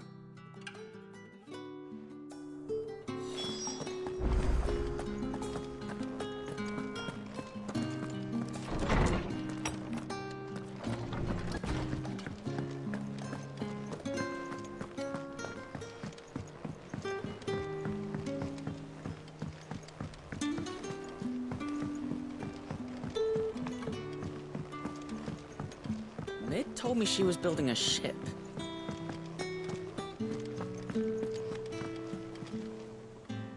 Clive, did you get my letter? That's why I'm here. Shh. Otto might be listening. Is this better? A little. Listen, I've some bad news. It turns out the hideaway may be slightly behind in its payment to certain lenders, and it may be my fault. But I swear to the goddess, I thought I had the numbers square. Sadly, that square turned out to be more of a circle. 0, you might say. I can straighten it out, I swear, but it's going to take some time. And I'm going to need help keeping it from Otto. Bit late for that, I'd say. There you are! What a surprise! So let me get this straight. You forget to pay our lenders what they're due, and instead of coming straight to me, you get Clive to come to you. And I hope he'll dig you out of the hole you've dug for yourself. Clive, the man in charge of the place you've been cheerfully trying to bankrupt. And you thought this was a cunning plan. Why? Well, who needs paying? Oh, just Martha. And the dame. And, well, Lady Karen. But only 500 talents. We owe 3 of our most trusted friends 5 million gil. Each. 5 million each. They lent us the bulk of the money we used to rebuild the hideaway, you see, and, well, I must have made some sort of oversight. Those ledgers were my responsibility, and it was my decision to entrust them to you. This is my fault. Do we have that much to hand? I can always ask my uncle. No, we don't. And no, you won't. We've lightened Lord Rosfield's purse enough. After the king's ransom we had off him, he deserves better than to see our begging bowl. Besides, we'll need to learn to stand on our own if we're going to make this work. All right. But that doesn't mean you have to shoulder the burden yourself. Is there anything I can do to help? There might be. How'd you fancy taking these to Martha and the dame? Rocks. Rocks, he says. Worth 1,000 talents apiece, these are. A little something Sid and I set aside for when times got lean.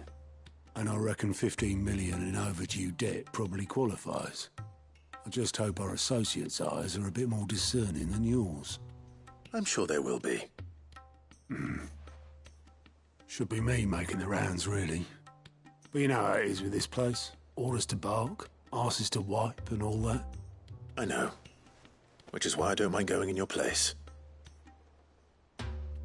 Go. Do you know why I only gave Master Clive here 2 star rubies? Because you'd rather Lady Karen killed me. Because I'd rather Lady Karen killed you. Yes. Well, I suppose this is goodbye then. Don't worry. I'm sure Karen will understand. Really? Do you think so? No, I don't.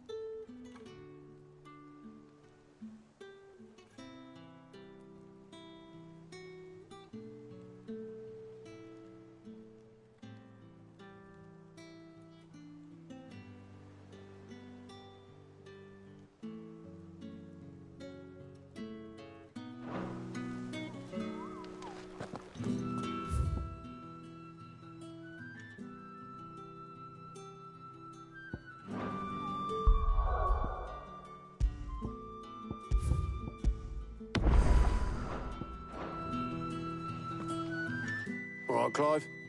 Asterix. Mid finished sending half the hideaway traipsing across the twins, has she? I swear, that girl'd do anything to put off visiting her old dad's grave. No excuses now, though, eh? Not quite.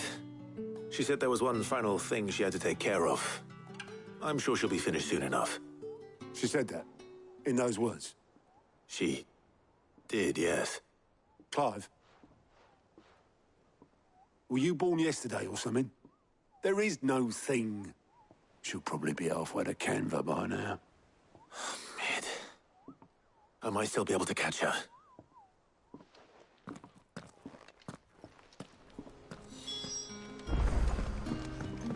Mid told me she was building a ship. Is that the thing Tomes helped a bit? Obelith, have you seen Mid?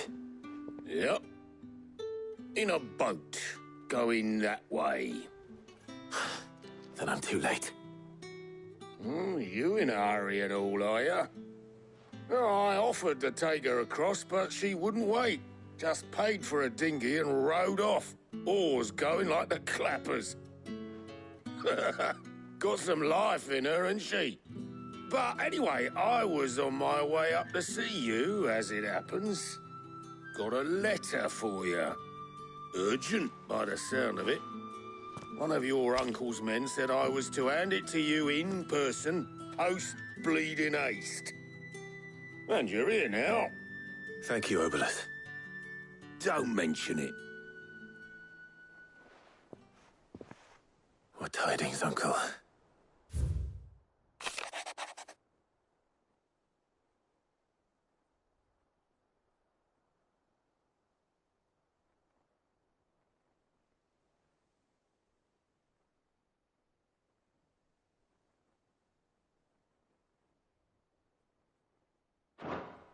Trouble in Canva.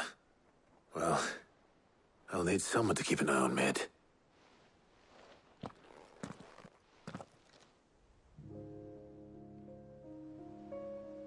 So what? Mid got us to do all the dirty work and then just sailed off into the sunset? It, seems that way. Well, nothing we can do about it now. But next time you plan on visiting Sid, you might want to tie her to something before you suggest it. Ah, don't be so hard on her. Gotta admit, the dirty work was kind of fun. Everyone pitching in, all that bollocks. Just like when we built this place. You're right. Anyway, we all set to head to the old hideaway. I could do with getting to Canva pretty sharpish. Wouldn't do to keep Lord Rosfield of the Seven High Houses waiting now, would it? Not after he asked for me personally. Gav will be leaving with me. Will you mind the place while we're gone? You can count on me. Just be sure to give Sid and the others my regards. All right. Oh, by the way, Jill will be joining us too. She's got some things to take care of, but she'll meet us there. I hope she's telling the truth at least.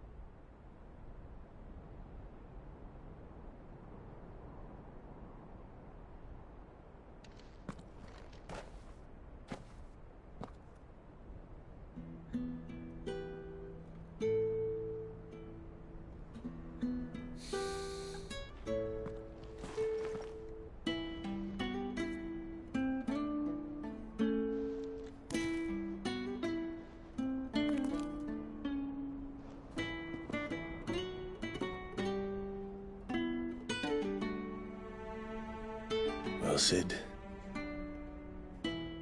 I remember what you told me. But if no one is listening to what you have to say, you may as well not say it.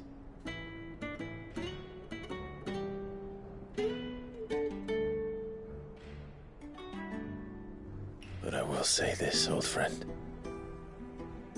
Hugo Kuka is gone. His shadow looms over us no longer. It's a pity the Phoenix can't be in two places at once. If he'd have been with us, maybe he could have done something for the lost. Not even the Phoenix can bring people back from the dead. Life has a beginning and an end. So we must live while we have the chance. And not as slaves to the crystals, but as free men. May we join you?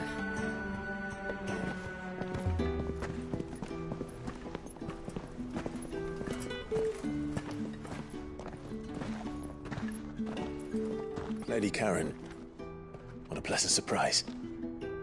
I thought I'd drop by and see how you were all doing before heading off to restock my supplies.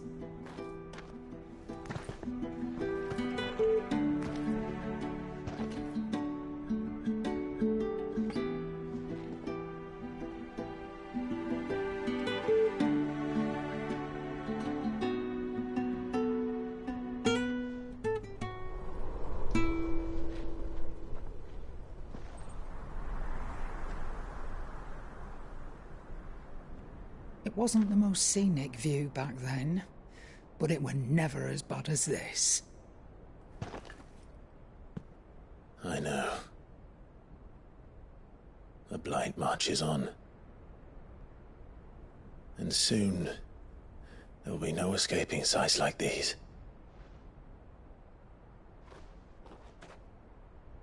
So our mission remains unchanged. We cannot stop until every Mother Crystal is gone, and their thirst for ether with them. The only one that remains in Storm is Drake's tail in the Crystalline Dominion. Our next target. We're going to Twinside. It's the capital of the Empire these days. I wouldn't like to think how tightly guarded they've got the place. Not that that'll stop you, but we do well to scout it out before you go charging in. We would indeed. If you're off to the Dominion, you can take this great lump with you. Goods. Oh, I am sorry. Have you forgotten you're the most wanted man in the Twins? I thought you might like to disguise yourselves as the attendants of a travelling trader, assuming you've no better ideas. You wanted to buy yourself some tools, didn't you? Well, now's your chance. You're letting me go? With them? Oh, thanks, Nan! Stop that! You'll break me bones, you great galoot!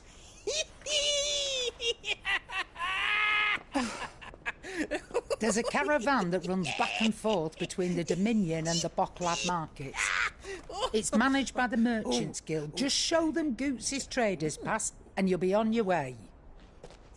It'll be a damn sight less risky than footing it the length of the Crystal Road. That's for sure. Thank you, Karen. And glad to have you with us, Goots. Okay then. I'll get me things and I'll meet yous there. See yous down in Bocklad. Get off! Me poor fingers! Jill, you're with me. Understood. And Gav? Already on my way, Captain. Be careful. Aren't I always?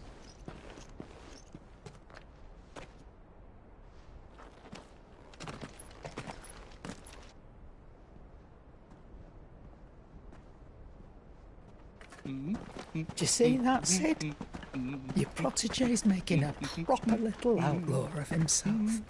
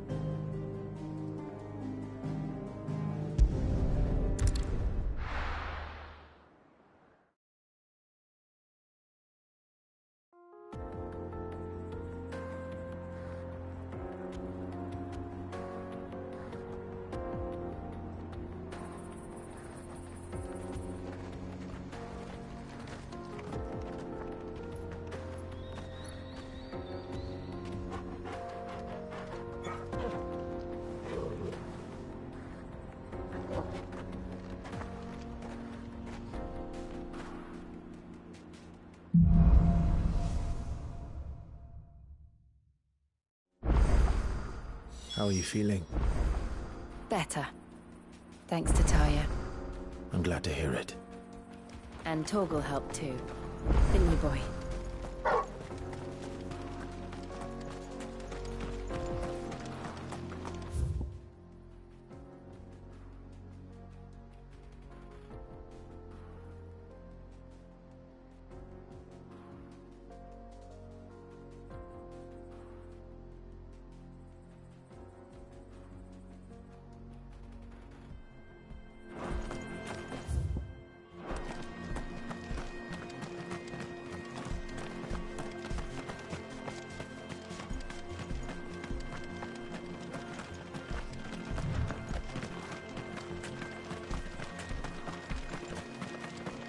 This used to be a trade route for merchants crossing the Scars, till the Republic laid a new road wide enough to let wagons pass, and all official traffic moved there.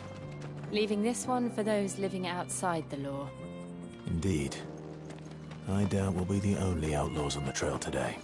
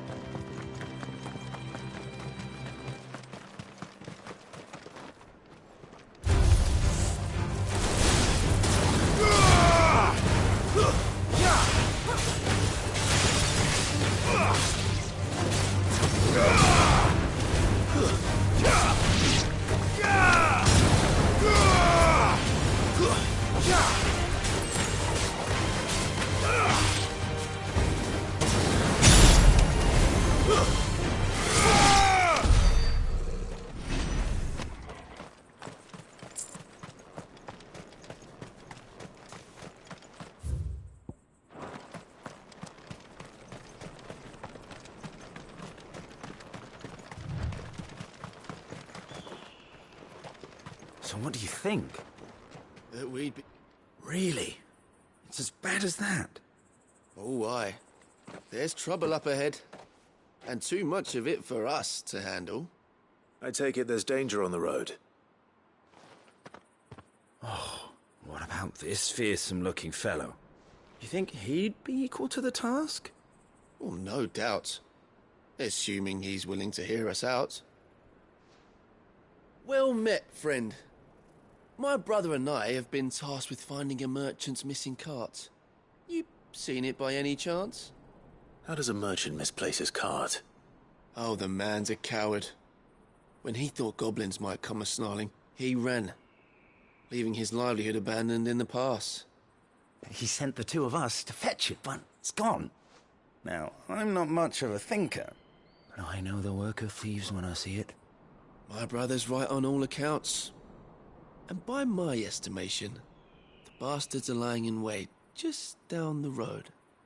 We may have seen our share of action, true, but we've not got the skill in arms to boldly brave an ambush. You, however, have the look of a man who needn't fear a band of backwater ruffians. What do you say? Will you help us out? Chances are they'll come for you either way. But if you promise to lend us a hand, at least you'll pocket a reward for your troubles. Well, if I'm going to have to deal with them anyway. You've clearly got a fine head on those broad shoulders. We're lucky you came along.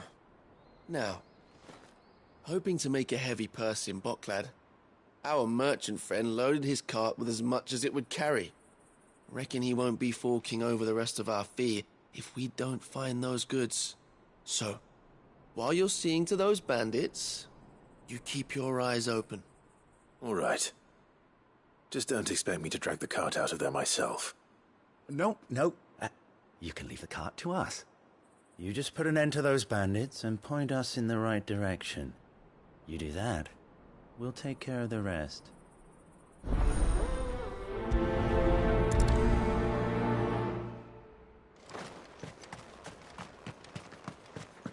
I'm not sure I trust those two. But if there are bandits lying in wait, I should probably take care of... Look lively, you lot. We've got guests. These must be our bandits. You ever want to see it again?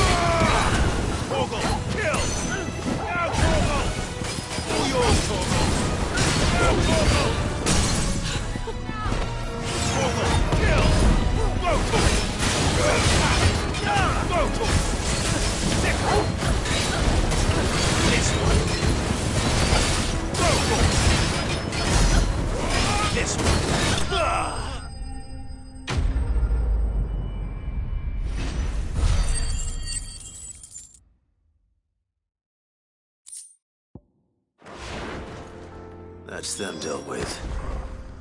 Now, where's that cart?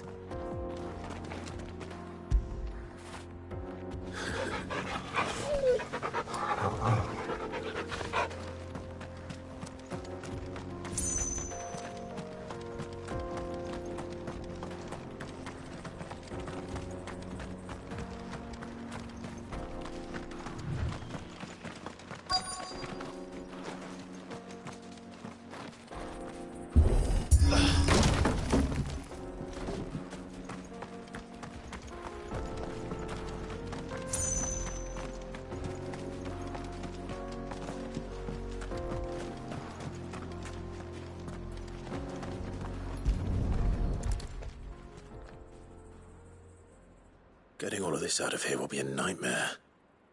Seems we've found ourselves the right man for the job, wouldn't you say? Found the cart and didn't leave a single bastard breathing. Our merchant friend will be delighted. And how exactly will he be getting his goods out of here? You leave that to us. After all, it'd be wrong to make such a fine warrior haul cabbages to market. You've done your part. And that's all you need to worry about. Here.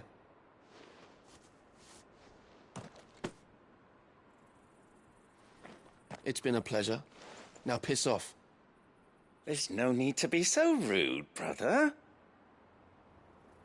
What if we want his help again next time?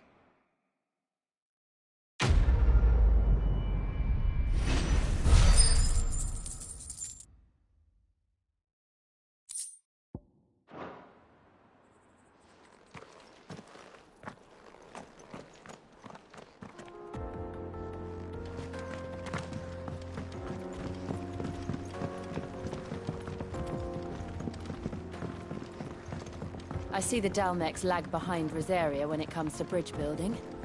The fallen ruin should hold, at least. The path continues on the other side.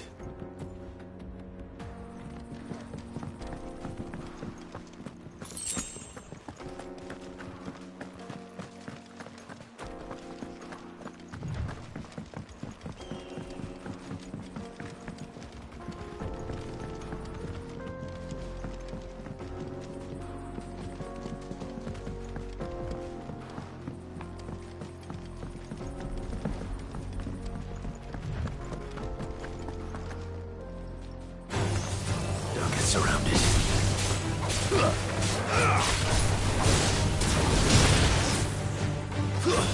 Stay down!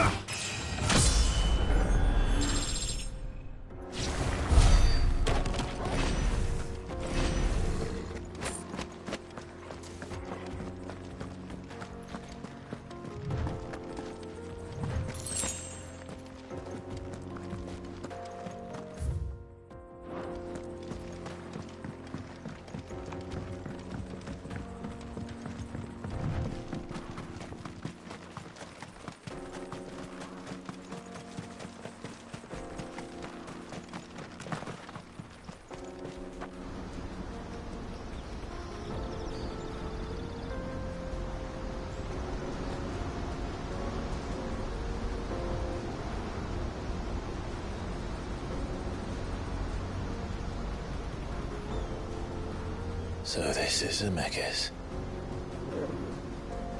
The land of the gods. It's even more impressive than I imagined. I remember being captivated by the story as a child.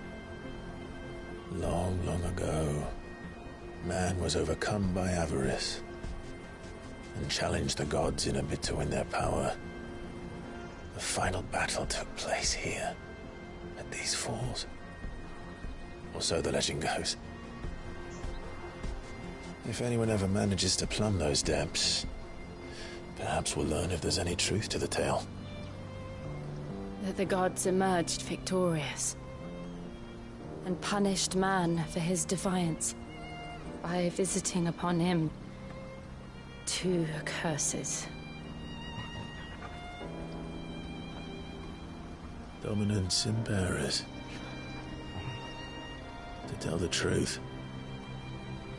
I always thought it strange that the dominants and their icons were deemed a curse.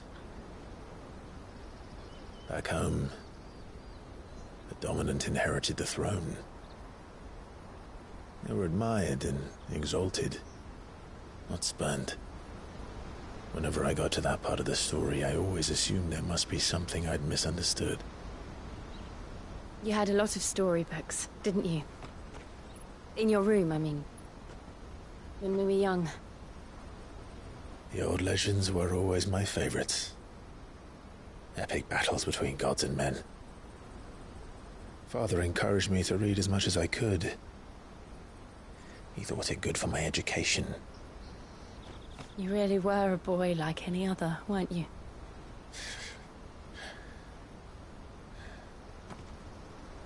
Just look at this place. It's enough to make you believe the legends are true. I know.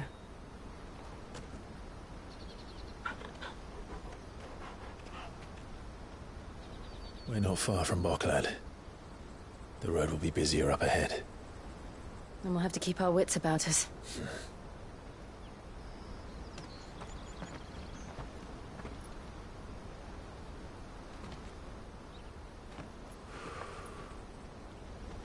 Clive? Something wrong? Nothing. It's nothing.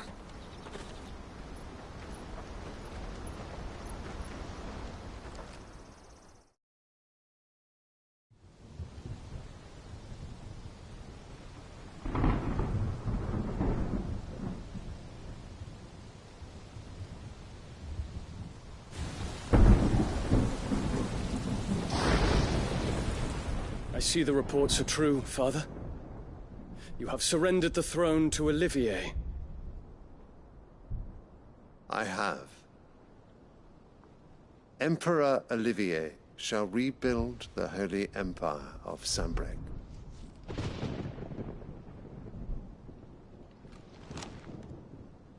How is he to rule an empire? He is but a boy. I shall advise him until he comes of age. Father, please. Or for as long as I am able. The empire we seek to build needs young blood to rule it, and I can think of none better suited to the task.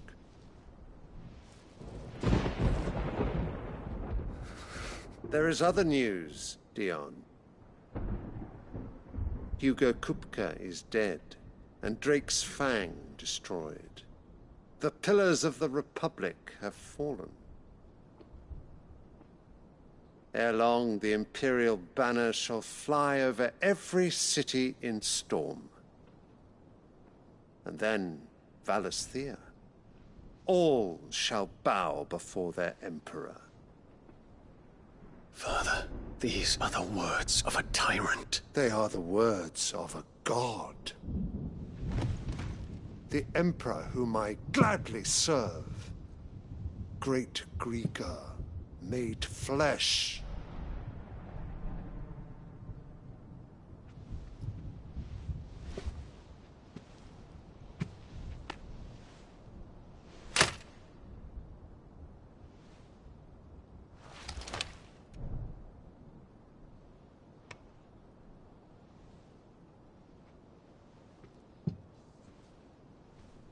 Return to your camp, Dion, and ready your forces. It is time to show the world the true power of Sanbreque. Father. I find you much changed. Is this truly the path you wish to tread? Or are these the ambitions of another? Of Ultima, perhaps? What nonsense is this? I speak my mind, and my mind only. Though I do owe Annabella thanks for reminding me of certain truths regarding the nature of nations, of rulers, and of the divine. You would trust the words of this traitress? She betrayed her country. She slew her husband. You have ever been an invaluable servant to Sambrek, Prince Dion. I trust you will continue to serve your Emperor in the wars to come. The canker! Silence! Insolent wretch! You will bend the knee. All else is heresy. Sire, forgive me. This audience is over. Come, your Radiance. The Rowena Syndicate awaits your pleasure. Oh, not another meeting with silly old men. They're so boring. I'm hungry, Father. Can't we have luncheon instead?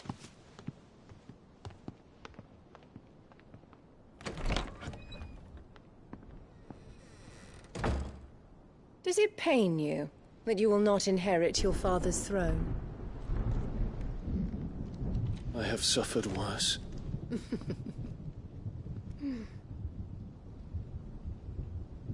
Count your blessings, Dion. For a base-born child to be chosen by Bahamut is miracle enough. You have risen high on his wings, but you shall rise no higher, lest your impure blood stain the throne. What do you know of my blood?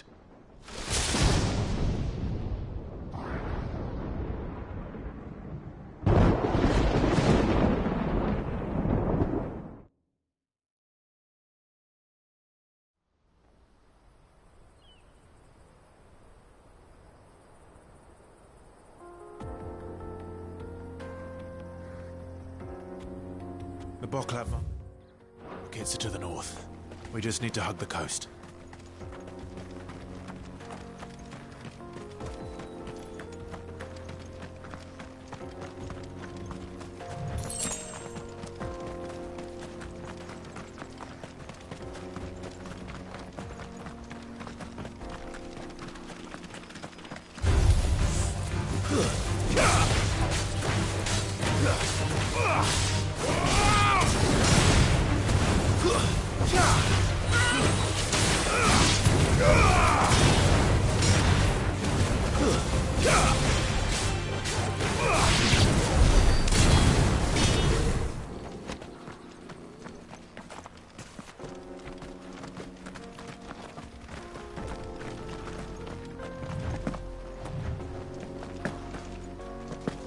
Infiltrating the Dominion won't be easy with the Imperials on high alert.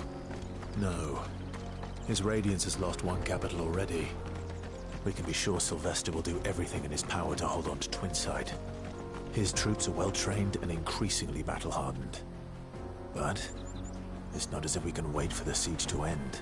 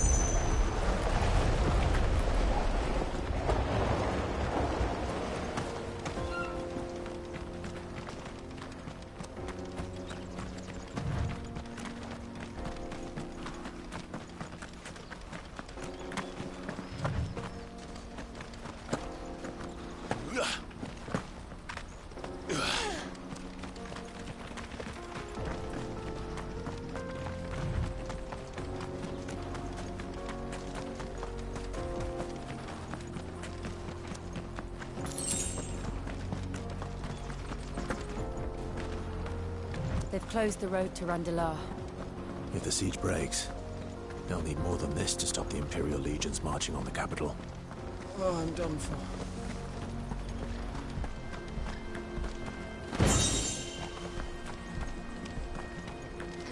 If you haven't got a pass, you're not getting through. Please! I'm begging you. Let's roll ready.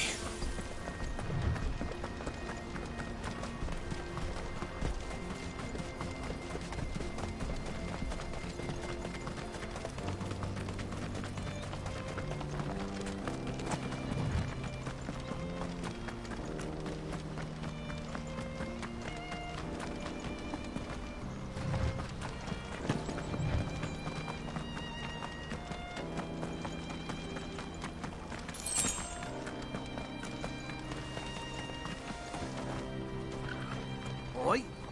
Headed over to the Crystalline Dominion too, are you? There's good gil to be made there, believe you me. Yeah.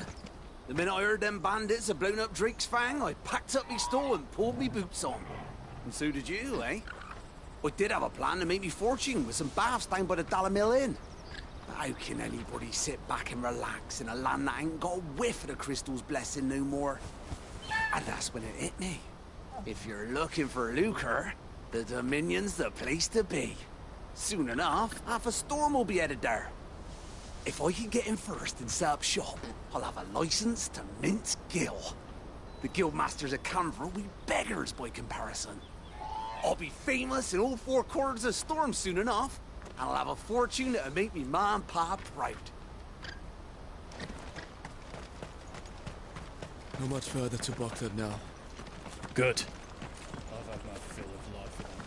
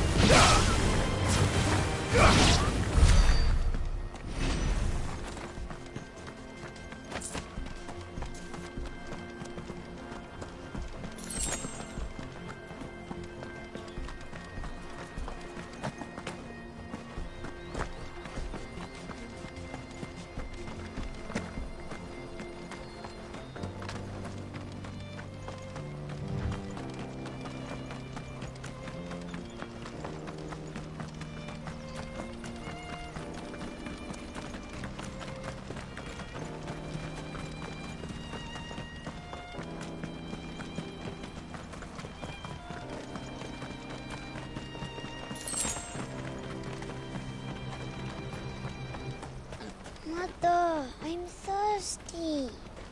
We're nearly at the markets. I'll get you something to drink there, all right?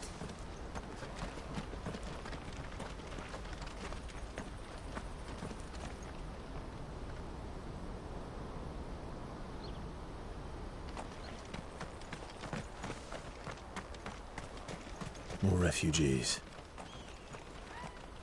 And they're all making for the crystalline dominion. Because they don't know how to live without the crystal's blessing.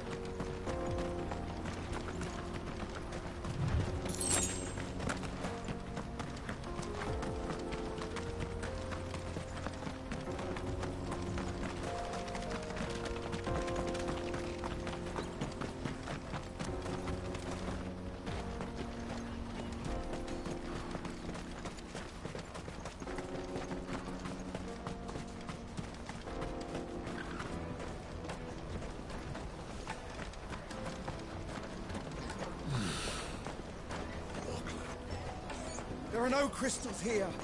We have to keep going. The crystalline dominion is our only chance. This is where we're supposed to meet Goots, isn't it? That's right. He said he'd wait for us here after replenishing his supplies. I dare say he'll have finished by now. Boss. No passage. Porter for hire. Best service.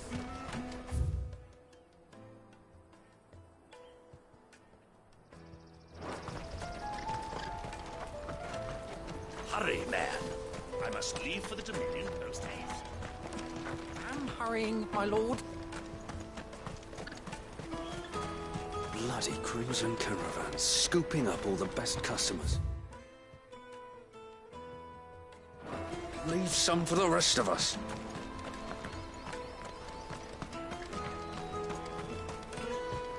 I wish to engage the Crimson Caravan services.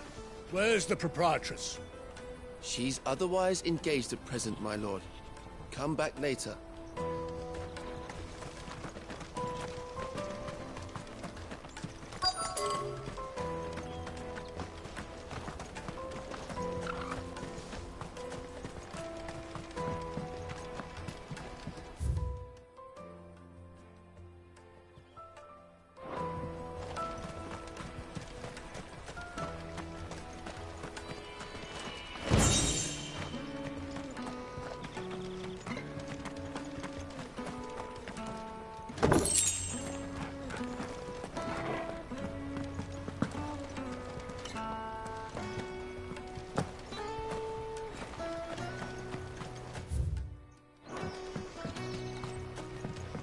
I hear the brothers found another vic. Ah, a soldier like yourself could do with hearing this. If ever you see a couple of brothers up in Lakeney's Cleft, you just pass them right on by. And why's that? Because they're duplicitous bastards who make cutthroats and footpads look like upstanding citizens by comparison. What they do is befriend a passing merchant, someone new to the area, and steer them straight into the arms of bandits. The merchant dead and his murderers busy bickering over the poor bastard's wares. The brothers set to sweet-talking some other unsuspecting fool, a warrior. Now, the brave soul charges into the footpad's den thinking he's doing the realm a favour, and when he's done, the brothers sweep in and loot the bandits and dead merchant both. Yeah, there's a lazy sort of cunning to it, I suppose. You'd think they'd run out of bandits eventually. So close to Boglad? Not bloody likely. I suppose you're right. Anyway, if you run into them, you steer clear. Or better yet, give them a damn good hiding. I only wish I had. Thanks for the warning.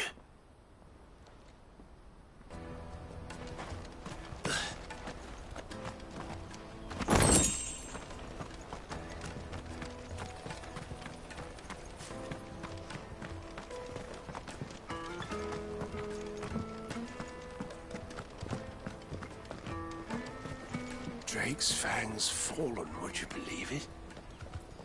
No wonder everyone's taken to the road.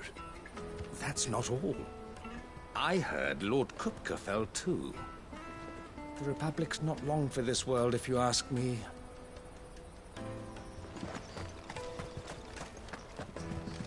If I knew arrivals.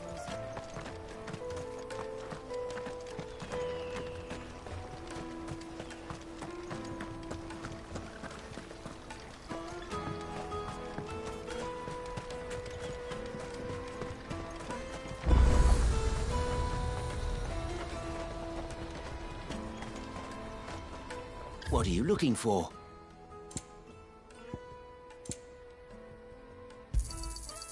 Many thanks. May Gilbert smile upon you. Out of my sight, wretch! I've no use for a brandy. You can't even...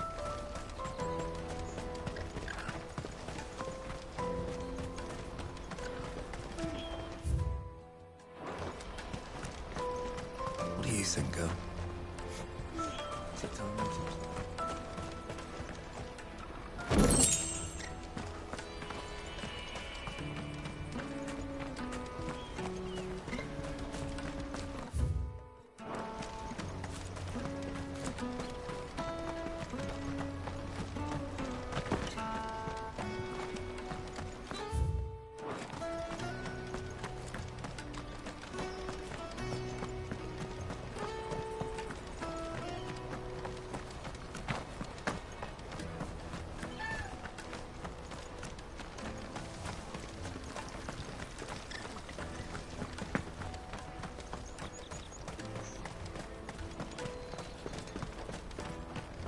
This is everything. It must be. Let me carry your goods. I'm cheap. And nasty. Peaches and pears. Beets and beets.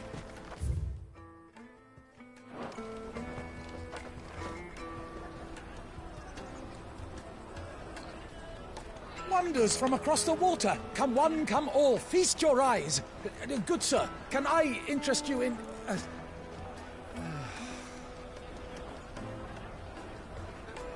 How much? For a measly crust of bread? You won't find any cheaper. Not nowadays. But you're more than welcome to look.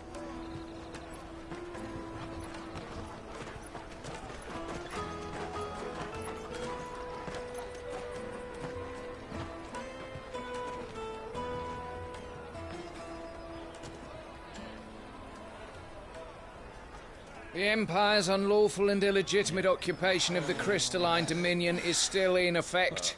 Only those whose business in Twinside has been officially approved by the Republican Army will be permitted to cross the border. All who seek entry are to form a line and ready their documents for inspection. It looks like we aren't the only ones who are eager to leave. And they're checking everyone. Can't you make an Not for the likes of you. We won't get through without that pass. Let's go and find Good, shall we?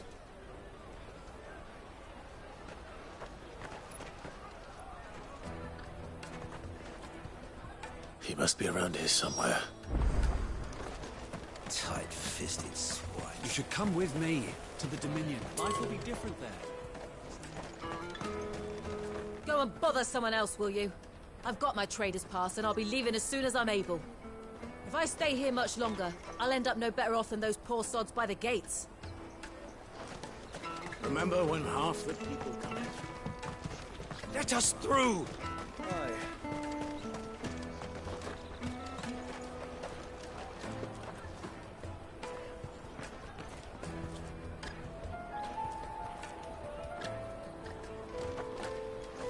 Have you got a trader's pass?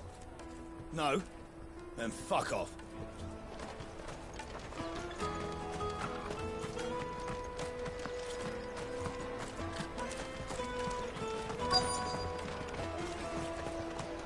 Come taste my peaches. They're sweet. I'll take the large one. Excellent choice, my lord. Did you hear about the Empire's Black Shields? Apparently they've been going around Imperial lands stringing up bearers. What a waste!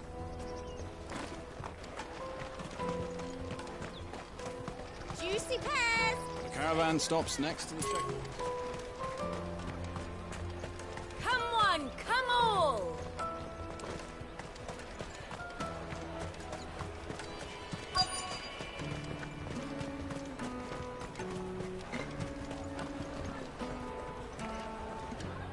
Oh, good. There you are. Clive, I'm so sorry. Don't tell Nan, will you? Slow down, Goots. Just tell us what happened. It's me trader's pass. It's gone. We cannot ride the caravan without it. We won't even be able to get through the flipping checkpoint. Do you remember when you last saw it? It was in my pocket a minute ago. Then a bairn bumped into me and... Here. You don't think that they might have nicked it, do you? It wouldn't surprise me. A busy market like this is prime territory for pickpockets. So, to get the pass back, we need to find this child. Where would we even start? I know where! I've got a pal in Bocklad who might be able to help us. No one knows more about what goes on round here than she does. Where do we find her? She's the owner of the Crimson Caravans, up that way. Sign's got a red chocobo on it. No time like the present. You two go on ahead. I'm gonna check the rest of my stuff, make sure naught else is missing. All right. We'll meet you there.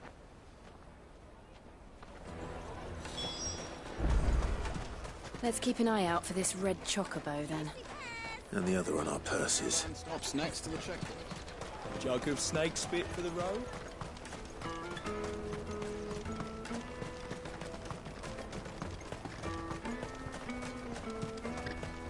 Out of my sight, wretch!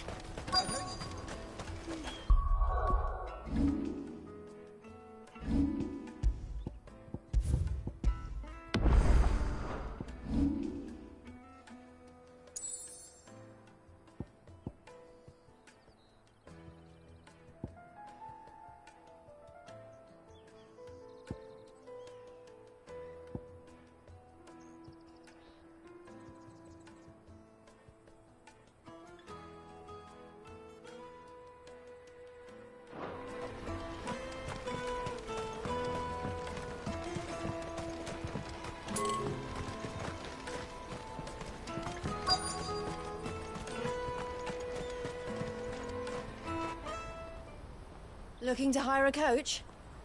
It's 10 million for a two-birder to the Crystalline Dominion. Take it or leave it. Oh, we're not here for that. Then I bid you good day. Oh, wait! Don't go, El.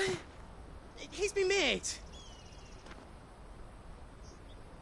As I live and breathe. Goots, what are you doing back in Bocklad?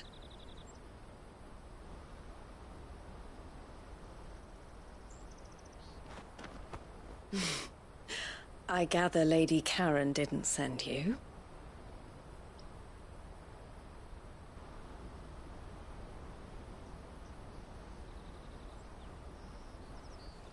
So what trouble have you got yourself into this time? It's me trader's pass. It got stolen. By a little bairn. Of all the... You're the size of a marble. Honestly. Ugh. Goots told us that you know the markets well. Might you have an idea which little bairn could have done this? We don't intend to punish them. We just need our pass back. Then, we can be on our way. I see. So neither of you has a trader's pass either. Not that anyone would take you for traders, but I suppose that's why you came to me, correct? Now, I can't say for sure who took your pass, but I suspect I know why they did it. Let me explain.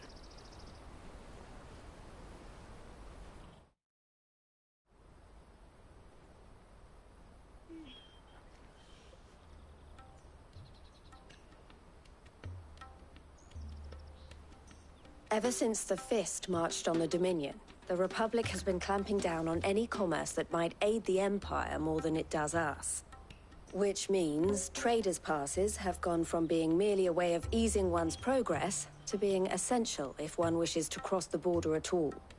And with demand outstripping supply, they've become a precious commodity, leading some to seek to acquire them by less than legitimate means. So the children are stealing passes to sell on the black market? Yes, and no. Passes are inscribed with the names of their owners, and yet none of the victims' names have appeared on the register of those passing through the checkpoint. Which means? That someone is doctoring the stolen passes. The same someone who is encouraging the children to steal them. And the same someone who has Goots's pass, no doubt. Whoever they are, they're ruining the livelihoods of honest merchants, which is why we've decided to take a stand. Will you stand with us? You want to get your pass back, and we want to ensure that no more are stolen. Catch whoever's behind it all, and 2 birds shall be slain with a single stone. Is there any other way of getting to the Crystalline Dominion, Goots? They won't let you in if you're not with the caravan. It's that, I don't know, try swimming across the strait. But the guards will definitely spot you if you try and do that. Like, we don't want to get spotted, right? So either we find the people who took the pass, or give up all hope of entering the Dominion. All right. We'll help. Thank you kindly. But I don't know your name. Eloise at your service. Clive. A pleasure doing business with you, Clive.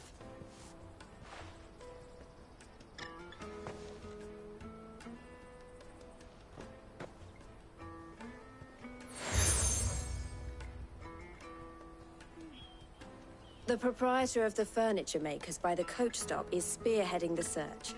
Wear that, and he will know you for a friend. I suggest that you speak with him first. The furniture makers. Understood.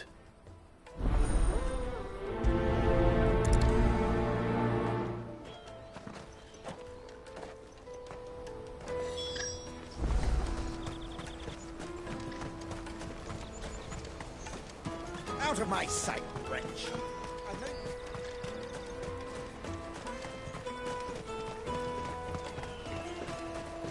Come on, come on! Jug of snake spit for the road?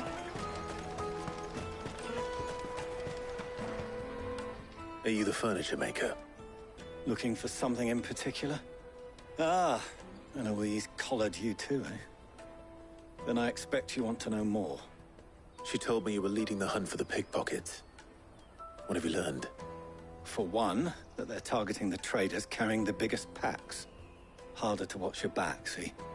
And less chance of the mark giving chase if they're spotted. Not that they'd be likely to catch them. Those imps know every inch of this warren like the backs of their hands. Their eyes must have lit up when they saw Goots. The fishmonger round by the gate's been trying to track down the children involved. You should go and have a word with her. Thank you. We will.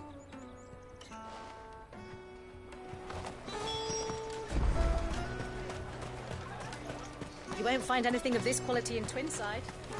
You should come with me to the Dominion. Fish for sale! Fresh sorted and smoked! Can I interest you? Ah, sorry. Message from Eloise, is it? She's asked me to help her. To help you find the pickpockets. Is that so? Suppose I better tell you what I know, then. For one, this isn't a family operation. All the traders say the children who stole their passes were dirty, dressed in rags. Street urchins, by the sound of it. We get a lot around here. Orphans from the wars. A few, perhaps. You saw the refugees gathered by the entranceway? They're all looking for a new start in the Dominion and beyond. Some of them take it as an opportunity to rid themselves of unwanted baggage. The shame of it. Whoever's behind this would have to have made themselves known to the children at some point. And so should we. You should start with the children around here, then. I doubt they're the ones involved, but they might have heard something. It's worth a try. All right, then. Questioning children. How hard can that be? The Dominion. Life will be different there.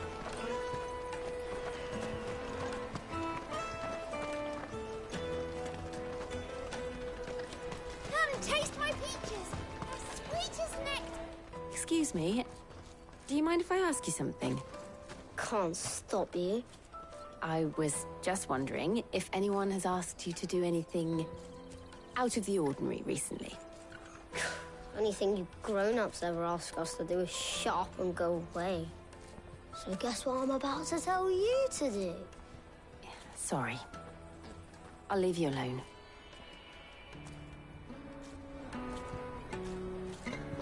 Oh, just leave me alone.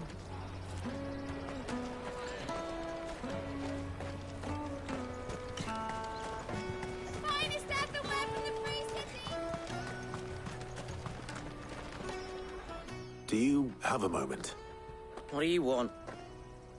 What I want is to know who's asking children like you to pick pockets. I don't know. Nobody's asked me. What's picking pockets? Do you get paid for it? No, you get in trouble for it.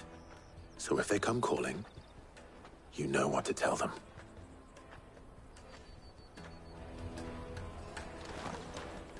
The caravan stops next to the checkpoint. Jug of snake spear for the... Excuse me? What do you want? I don't have any money. It's all right. We're not going to hurt you. We just want to talk. What about? We've heard that some very bad people are making children like you steal from travelers. We need to know who's behind it so we can stop them. I don't know much about it, really. But my friend, Hansa, he said he got a job doing something dangerous. Sounds promising. We need to find him and ask. Do you know where your friend might be? He's usually by the tents outside town. Thank you. You've been very helpful.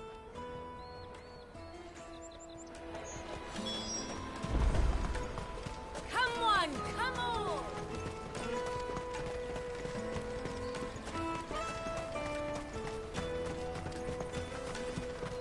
Let me carry your goods. I'm cheap.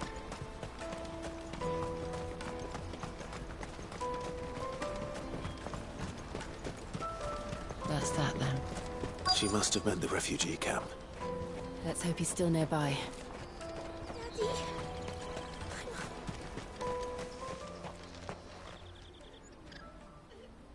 That big fat donkey was easy pickings. He wouldn't have noticed if we robbed his boots off him. Yeah. Wish we hadn't handed over the pass, though.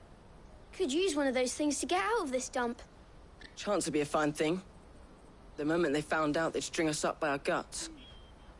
Would they now? Perhaps you'd like to introduce us to these charming characters. Shit, we're in trouble now. What do we do? You two get caught if you want. I'm off. Hunter, where are you going? So that was Hansa, eh? Jill, you watch these two. I'm going after him. All right.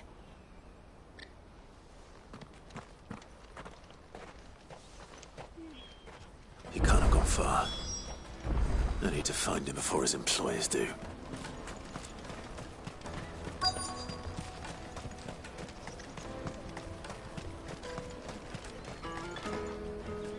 Did you see a boy run past? He stole something from a friend of mine. There was a boy ran back there towards the chocobo pen, but...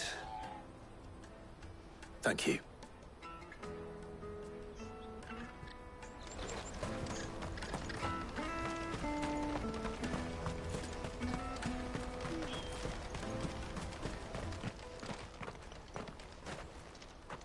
Oh, shit. Cornered. It's all right, Hansa. I'm not going to hurt you. I just want to ask you some questions. Fine. Not like I've got a choice. I'm looking for the people who are making you steal for them. Who are they? Call themselves the Carstones. They said they'd give me a good gill if I did what they told me. I knew they were bad, but bread doesn't come for free. Didn't come at all half the time, before I started buzzing for them. You know, if I didn't do it, they'd just pick on someone else. Someone they could push around easier. Hansa. You found him then? Jill. Where are the other two? Eloise is watching over them. She sent Goots and I to look for you. You're... him! I haven't got your pass anymore, if that's what you're after. I gave it to the Carstones. Whatever you do to me, I can't get it back. Not that I go against them anyway. If it weren't for their gill, me and my mates would have starved.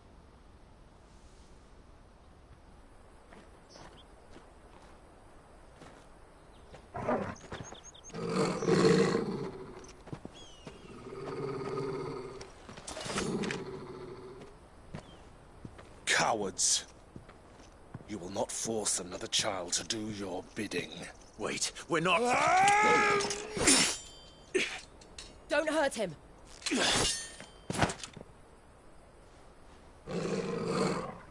You're making a mistake. We're on the same side. Like hell we are. That brooch. Where did you get it? Master Theo? Goots. What are you doing with these people?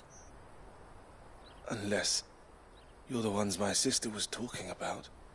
Your sister?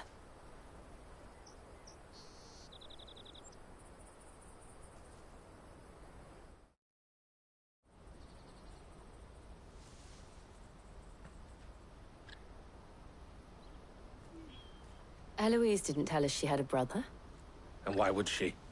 I'm just her back and a blade. Theodore, at your service. Sorry about before. Theodore, what do you know of the Cast Stones? Vultures who have made Boklad their hunting ground. They prey on the desperate, stealing from those with gil and bullying those without it into joining their flock. I'd been looking into their activities in hope of sparing the refugees any further hardship. But it seems they've already stooped even lower than I'd feared. Hansa's a good lad. Don't blame him for what they've made him do. If he and his friends hadn't agreed to work for the Stones, some other poor souls would have. On pain of death, most likely. Clive, was it? And my sisters asked you to help put an end to the pickpocketing. Then we all want the same thing.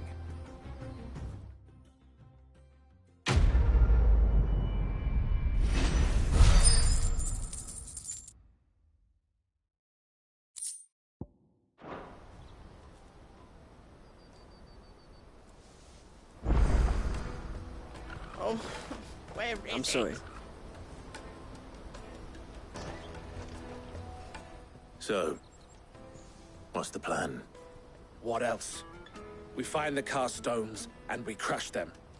You get your trader's pass back, and I make Boklad a safe place again. All right then. All right then. Hansa, where are they camped? Don't worry. They'll never know you told us. Couldn't if I wanted to. They always come to town to collect the passes. Meet us outside the gate. I tried following them once, but they spotted me halfway down the trail. Said they'd string me up. We'll try it this time. Which way were they going? Back down the road towards Lateney's Cleft. To Lateney's Cleft, then?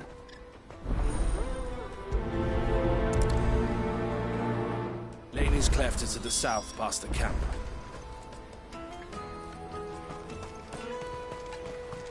No, you better not have scared any of my brains.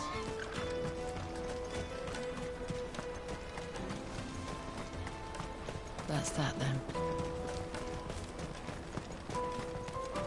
Daddy! There are no crystals here. We have to...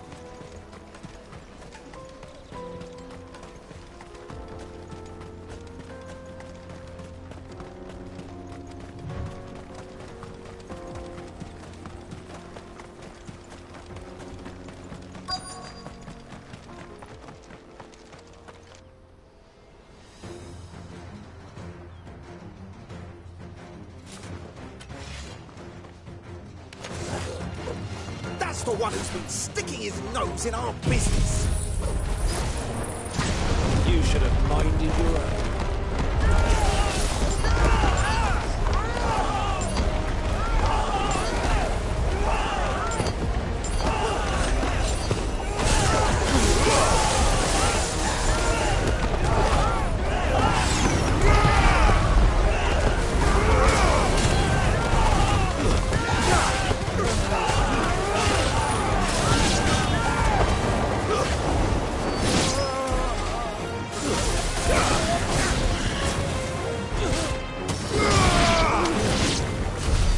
I doubt these were the ringleaders. But at least we know we're on the right track.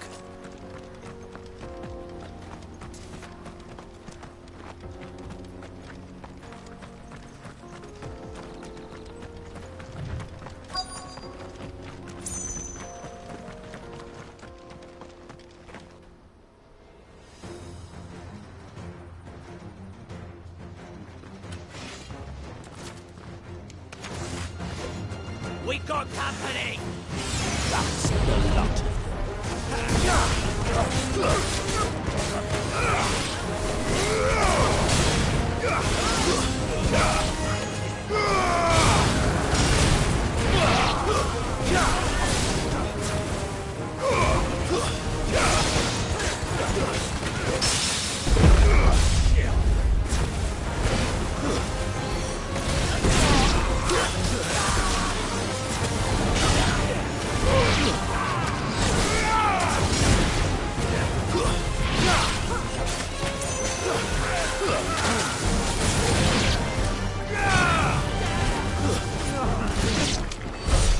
More foot soldiers. Fewer now.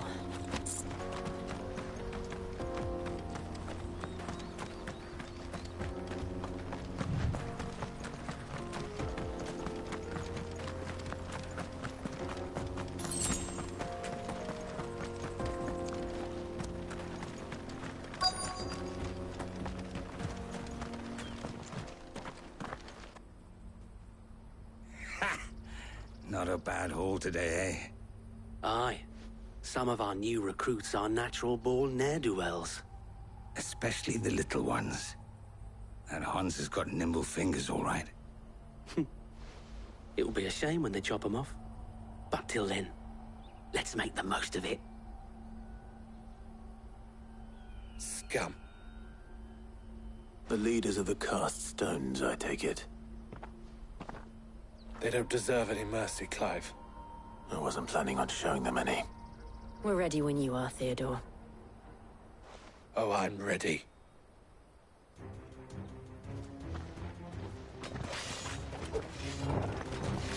Fuck! It's that guard from Bokland! Kill him! Kill them all!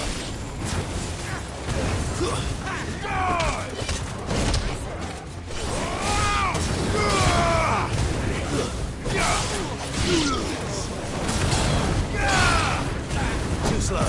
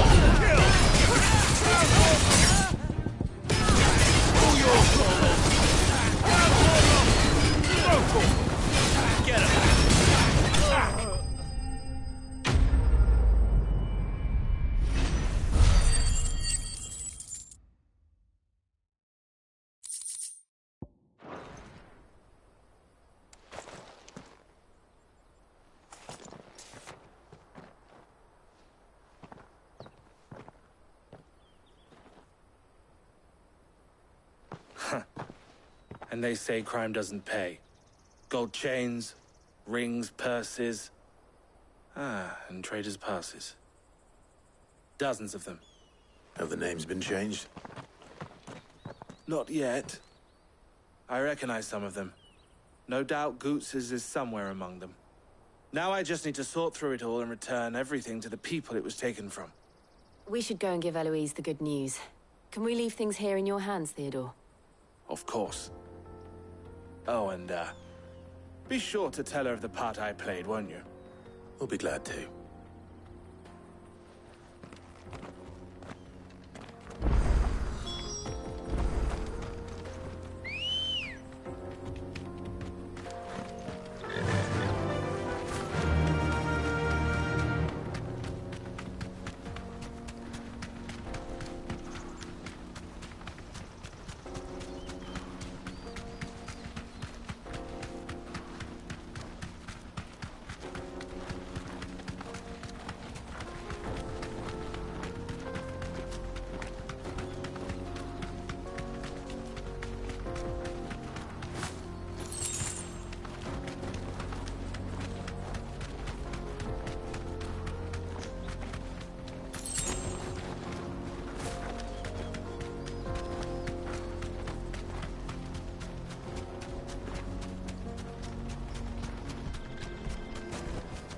No need to ride from here.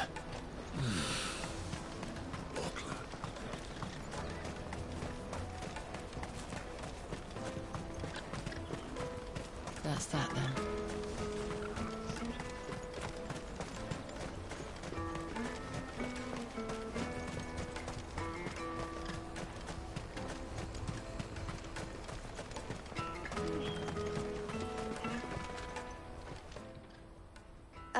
Clive.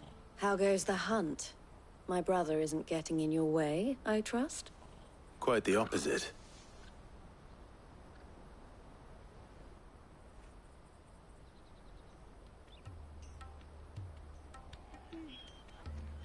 So it was the cast stones who were behind it all. Theo told me he'd been on their trail. And their demise solves 3 problems at a stroke. That of the pickpockets, the bandits pulling their strings, and the passes they were stealing.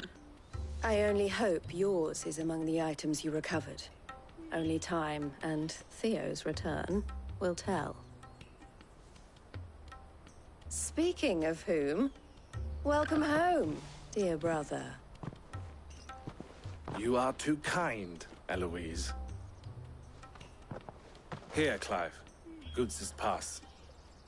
Ask him to keep a closer eye on it from now on, would you? I will. Thank you. El, I've asked our boys to carry the rest of the goods back. Can I count on your help in sorting through it all? Of course. I'll make some space in the storeroom. I expect you'll soon be on your way then. But it wouldn't do to leave without introducing yourself properly. Would it now? Sid. Don't look so shocked. We're on the same side. I don't understand. As you now know all too well, we at the Crimson Caravans are always happy to help those in need. For a small fee, we will move anything that needs moving. Be that goods to market, or bearers away from it. I was the first my sister helped escape.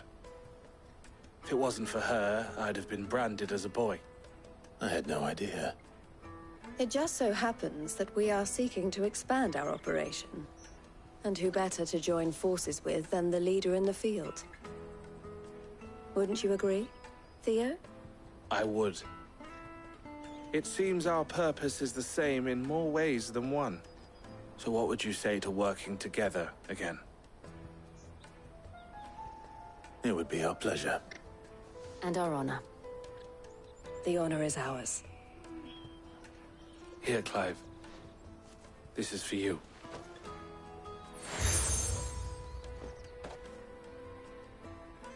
What is it?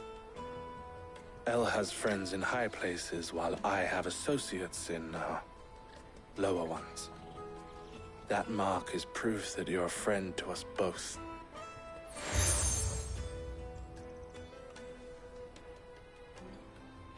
I shall bear it with pride. Well, all that remains is to wish you a safe onward journey. Goots's pass should secure you a place on the caravan, but if you encounter any difficulties, we would be delighted to provide you with a coach of our own. For a discounted price, of course.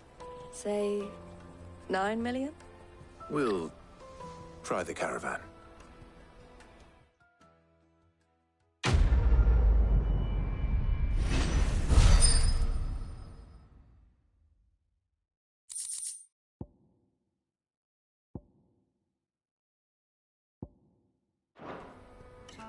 Right then.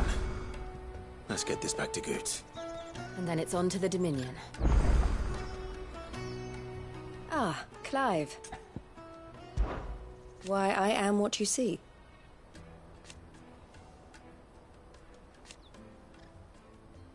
It can be a risky business.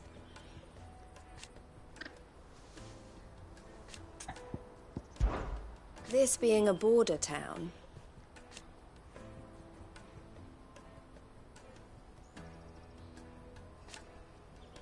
Or at least, it... Don't worry about Honza and the other.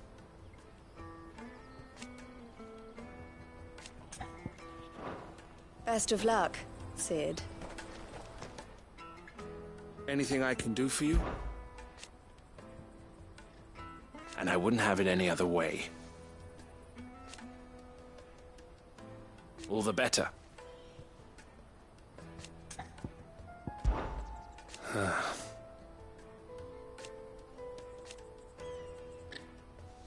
Fools, the lot of them.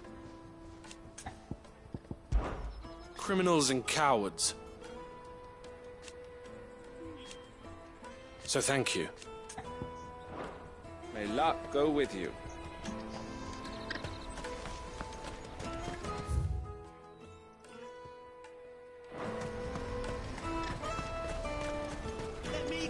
Pardon me, but would you happen to be that well-notched steel and impressive physique? I have need of a sword for hire, and yours looks to be a weapon well worth the coin. Might you be convinced to offer me the use of those formidable arms? How exactly do you intend to use them?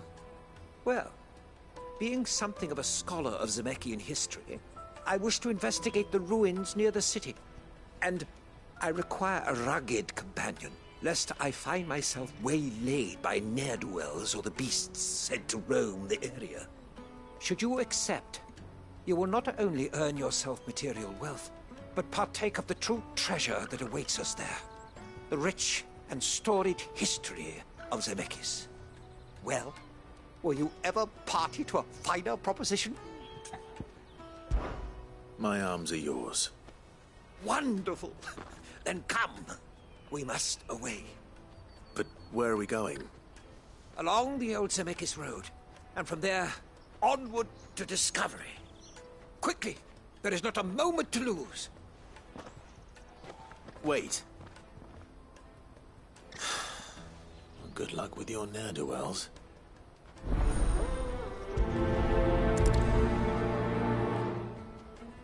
I better make sure he doesn't get himself killed.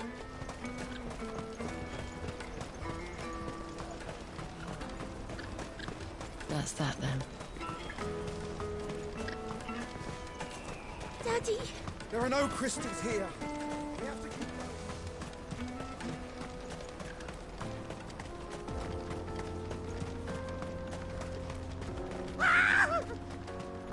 Why am I not surprised? You'll hand over your coin if you know what's good for you.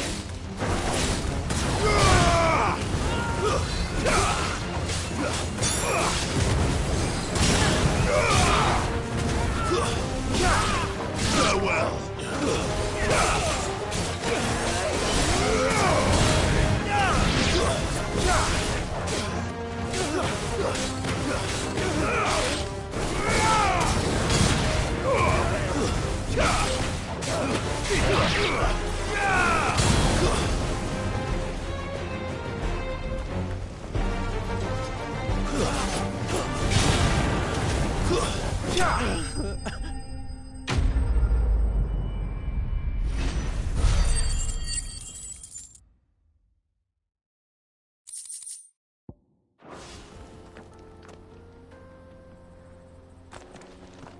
you hurt? Happily not, good sir. Thanks to your timely intervention. More importantly, we have arrived. Now, feast your eyes upon the marvel before us. Ruins, a relic of the fallen civilization. A sight so common that man is oft blinded to its wonder. Colossal vessels, dashed from the very heavens. Airships, we call them, with very little thought to what wonders such a word might describe. Oblige me if you would. Does anything strike you as peculiar about this particular specimen? Though we ourselves find fallen ruins to be nigh indestructible, whatever gouged the final sin from the rock cleaved clean through the structure you see before you. A tantalizing mystery, no doubt, but merely one of countless enigmas in which Zemeckis history is steeped. Come, good sir. Our expedition continues, and we still have much to learn.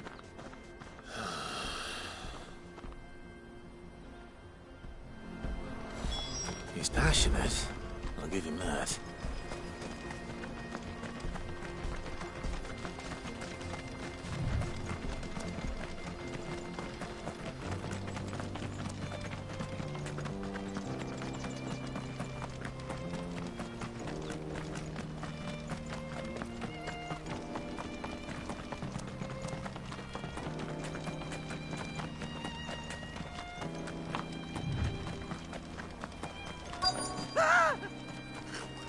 Not. All right then. First.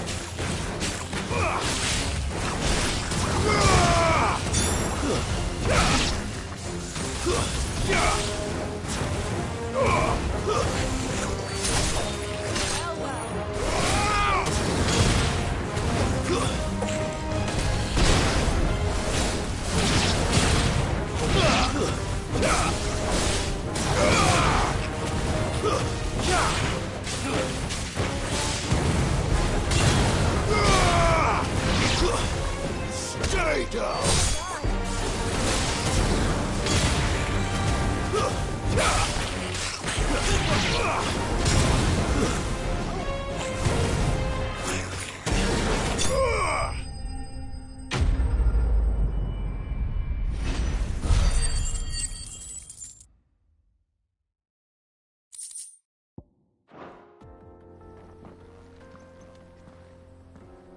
You're going to get yourself killed. Oh, that would not do. That would not do at all. Not when such majesty stretches out before us. Behold, the final sin in all its glory. As Moss tells us, a battle was fought here in ancient times. A battle of such ferocity that it tore a great crater in the very land upon which it was waged. In reaching for their holy sanctum, did man enrage the gods. And great was the vengeance that was rained down.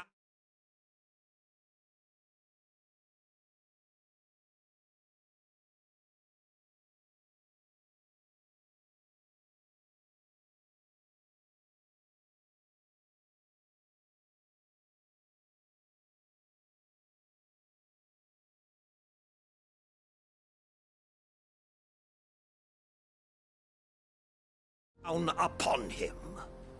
Alas, the full truth of the matter is lost to time, though I live in hope that I might see it discovered. But we must not dwell upon such things.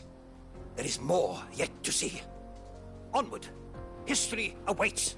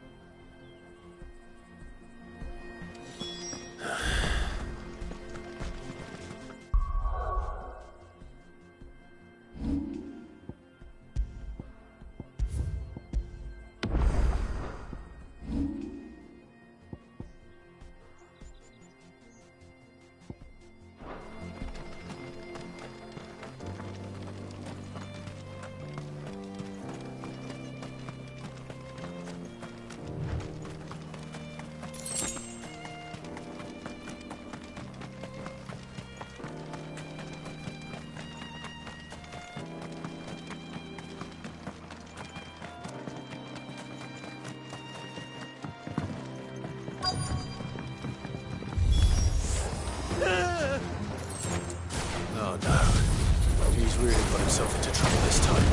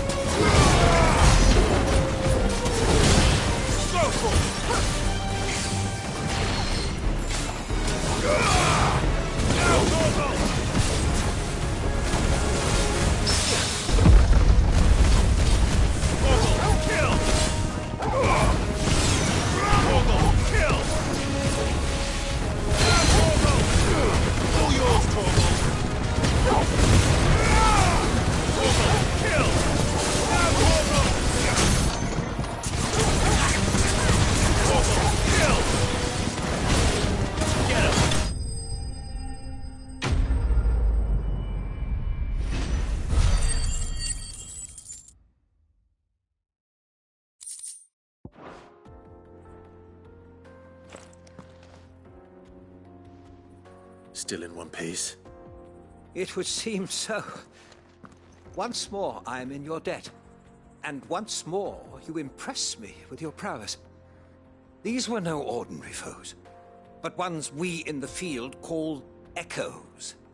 Though Moss the Chronicler concurs with the legends in attributing the fall of Zemeckis to a wrath wrought upon mankind by the gods, he offers little in the way of explanation. Could the ruins we see before us here, in all their elaborate beauty, perhaps suggest an answer? Could the construction of such miraculous edifices have been considered an encroachment upon the province of the divine? Alas, all is mere speculation. But one day, perhaps, I will learn the truth. Not if you keep running headfirst into trouble. You are right, of course. And not only have you plucked me repeatedly from the jaws of death, you have proven yourself a willing audience to my ramblings. Glad to help, but didn't you say you came here to investigate something? I fear I may have rather overstated the case on that front. In truth, a captive ear was all I really desired. You see, even my fellow scholars have grown somewhat weary of my musings of late. And so I came upon the idea of purchasing a companion. A captive audience, if you will. That's what this was all about. I am afraid so. And now, my good man, it is high time we returned whence we came. Fine. Just don't go running off this time.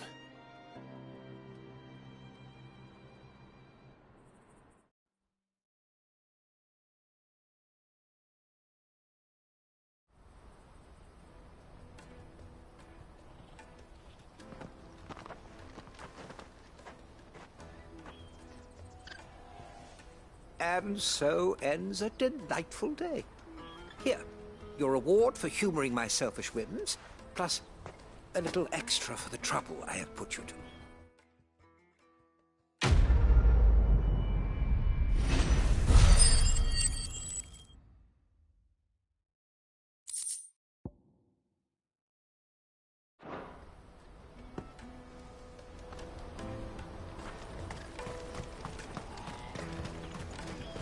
House for hire. Best served. I see you've been of some assistance to Eloise. Perhaps you can extend me the same kindness? Perhaps. What would I be doing? Finding someone. You see, I've been having trouble with thieves, and despite the many pains I've taken, I can't stop them from rummaging through my packs. I was griping about my lot to a friend of mine a few days back, and he offered to track the culprits down. Now, Joseph's a sellsword, and a good one at that.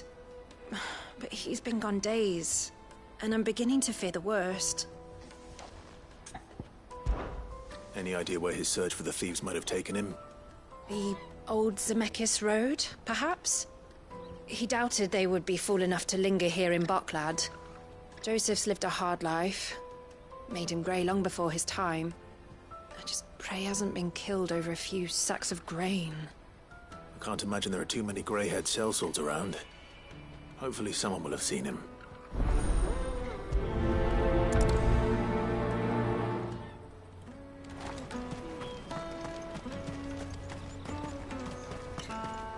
Hurry, man. I must leave for the Dominion. Bloody crimson caravans.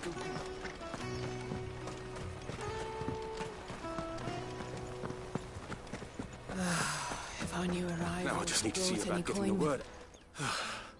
I want to know right away. Bad news. Good, actually. Something worth celebrating for a change.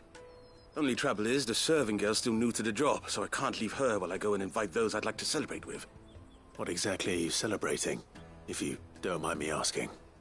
I've come by a particularly fine bottle of red. A Gotan 66, no less. Gotan Rouge is the only good thing to have ever come out of the Empire.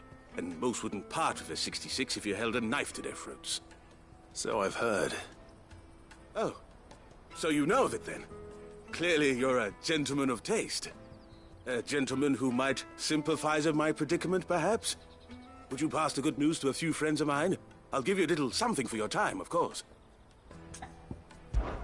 Sounds simple enough. So you'll do it? Marvelous. Thank you. You won't need to go far. All three of them should be right here in the market. There's Aldrich the porter, Milan the butcher, and Bolek, a guard over at the north gate. Three of the finest fellows in Boklad, if you ask me. Tell them to come to the tavern when they finish for the day. Stop by again when you let them know, and I'll give you your little something. I'll be right back.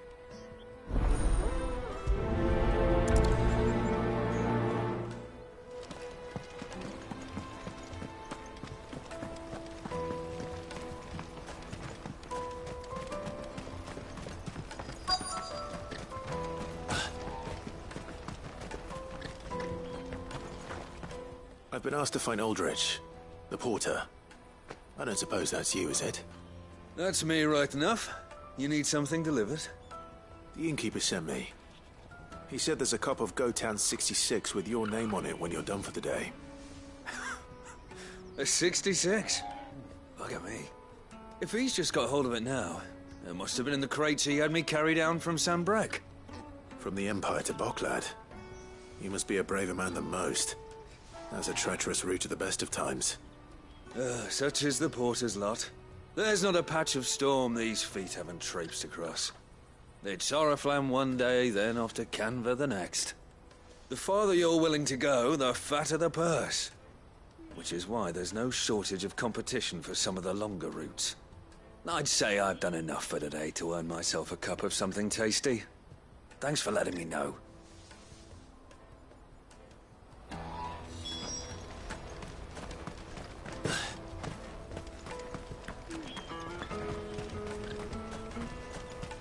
Out of my sight, wretch!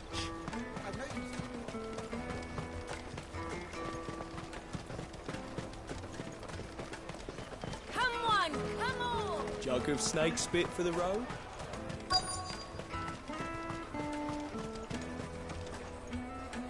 Are you Milan, the butcher? That's me. What can I do for you? The innkeeper's just had a special delivery. He thought you might like to join him for a cup of wine after you pack up for the day. He knows me only too well. And I've got a ham here that will go handsomely with a nice drop. Wine and ham to spare. Boklad clearly isn't suffering then. Comes with being the place everyone has to pass through to get to everywhere else. Those who travel the Crystal Road bring all manner of goods with them. We get meat from Sanbrek, herbs from Rosaria. Why, sometimes we even see curiosities from across the Narrow. My old man knew what he was about when he set up shop here all those years ago. Anyway, thanks for the good news. Oh, you know what? Maybe I'll shut up shop early. Wouldn't want to keep our friend waiting.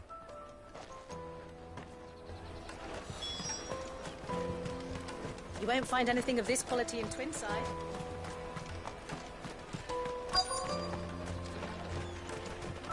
The Empire's your enemy, not us.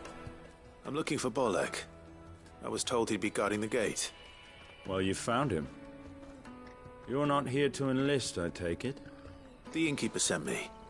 He's just taken delivery of a rare vintage, a Gotan 66. He thought you might like a cup. I've never said no to a goat hand. I'm not about to start now. Thanks for letting me know. You must be a busy man. The market would be flooded with refugees if we weren't here to stem the flow. Oh, my heart goes out to them, all right, but we've got our orders. No papers, no passage. Plenty trying to slip past us nonetheless. And every now and then, one of them's foolish enough to try and force their way through. And when they do, well, things can get nasty. You know what? That wine's sounding better by the moment. Well done. I wonder if the innkeeper might spare a cup of that wine. Come, taste my peaches. I'll take them down. What I really want to see. Juicy pears. The caravan stops next to the checkpoint. Come on, come on!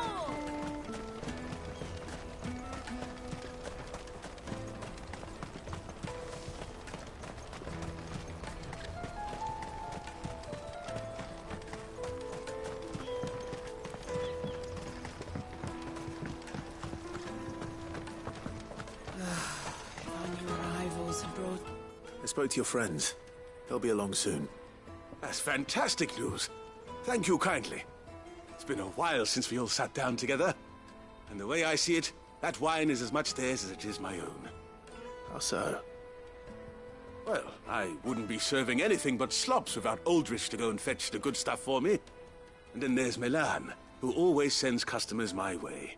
And Bolek, an even-handed keeper of the peace, if ever there was one. Those three are the backbone of Boklad. Lose any one of them, and the market would soon fall apart. And without the market, I wouldn't have a single customer. I'd say that's worth a bottle of 66, wouldn't you? And more besides. Everyone needs a shoulder to lean on. Be they world-weary innkeepers or brooding swordsmen. Right, I'd better prepare for my guest's arrival. I hear you had me carrying a bottle of Gotan 66. If I'd have known, I would have sold the thing and lived like a lord. I'll settle for a cup, though, if you're in a sharing mood. A Gotan 66. Just as well I had something special of my own set aside. A bottle between the four of us might not be enough to drown our sorrows, but it can't hurt. Here they are, the three pillars of Boklad. Sit yourselves down, gentlemen. The woes of the world may be monstrous in many, but there's nothing like a few good friends to keep the misery at bay. Never a truer word spoken.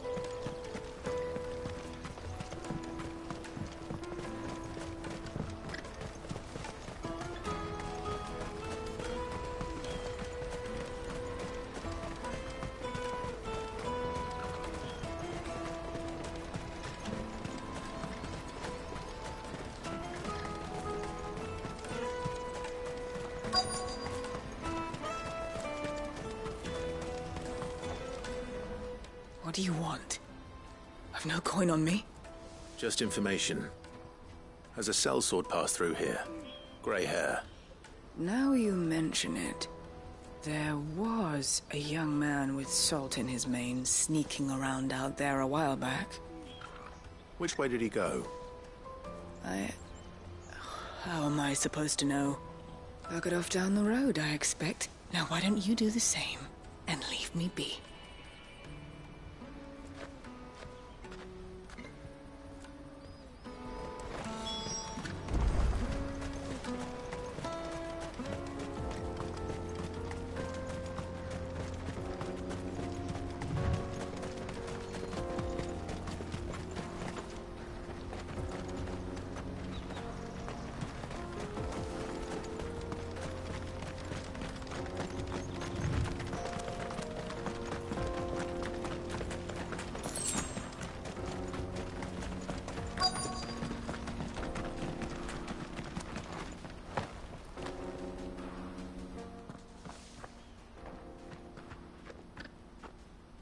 We don't want any trouble.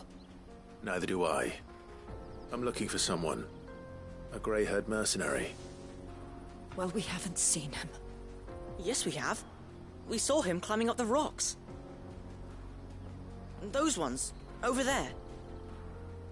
Maybe he found his thieves. Mum won't let me near them.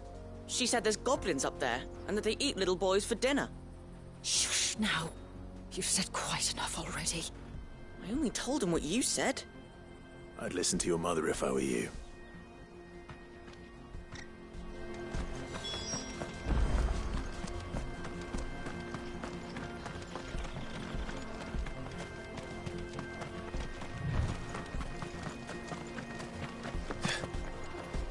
Did Joseph's thieves really lug their stolen wares all the way out here?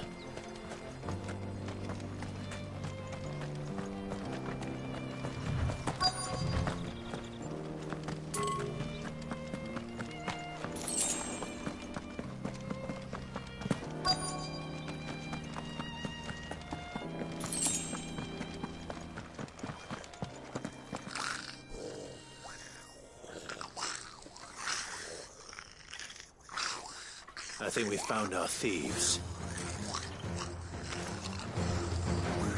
They don't look happy to see me.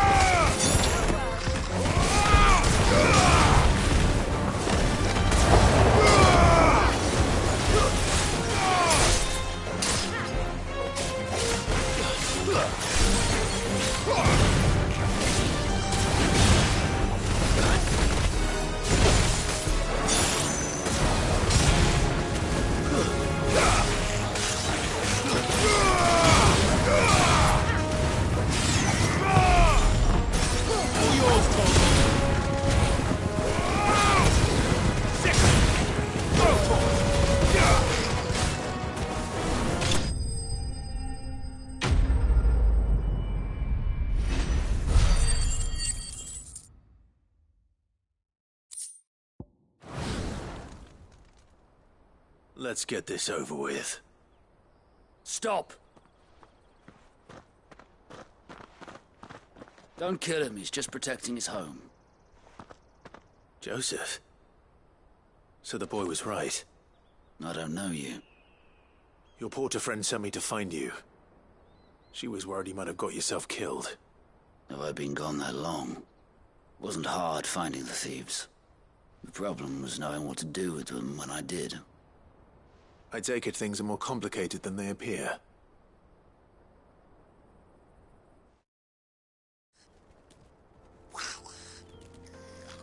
I'd all but ruled out bandits before I even left the market. You know why that is? Because our thieves had no interest in gold or gems, or anything they couldn't eat for that matter. Add to that the rumors of goblins in the area, and the mystery practically solved itself. I soon found their cozy little homestead and all the missing food. I launched myself at them, full of righteous fury, but their leader was the only one who moved to meet me. The others, they huddled around that food, ready to die protecting it. They stole because it was that or starvation. I've been there myself, back when times were hard. So you spared them? And earned their trust into the bargain by the look of it. These goblins aren't native to the area. They don't know how to survive such barren lands, so I've been teaching them. And once they've learned to hunt and forage, they won't be fool enough to risk their necks in Boklad. I'm impressed. I didn't know goblins could be reasoned with.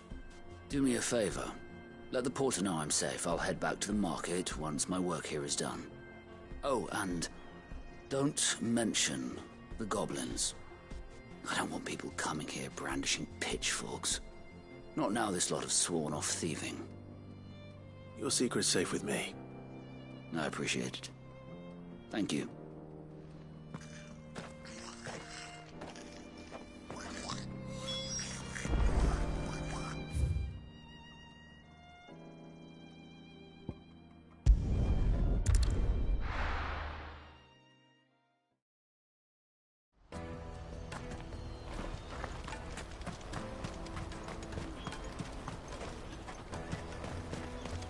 Porter for hire. Best servant. Joseph's fine. He'll be back once he's tied up a few loose ends. That's a weight off my shoulders. He certainly knows his business. You found your thieves all right. And I dare say they won't be coming back. A good man to have around, that Joseph. And if he says there'll be no more thieving, that's good enough for me. Thank you for putting my mind at ease. Here, for your troubles.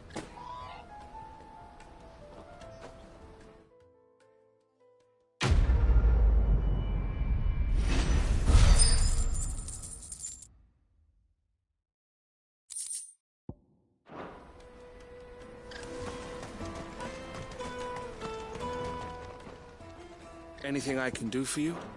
Farewell, then. Let me carry your goods. I'm cheap. Peaches and pears.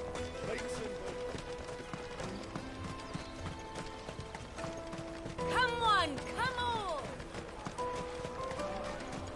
The caravan stops next to the checkpoint. Juicy pears! What I really want to be is a blacksmith. You're gonna do an apprenticeship or something, then?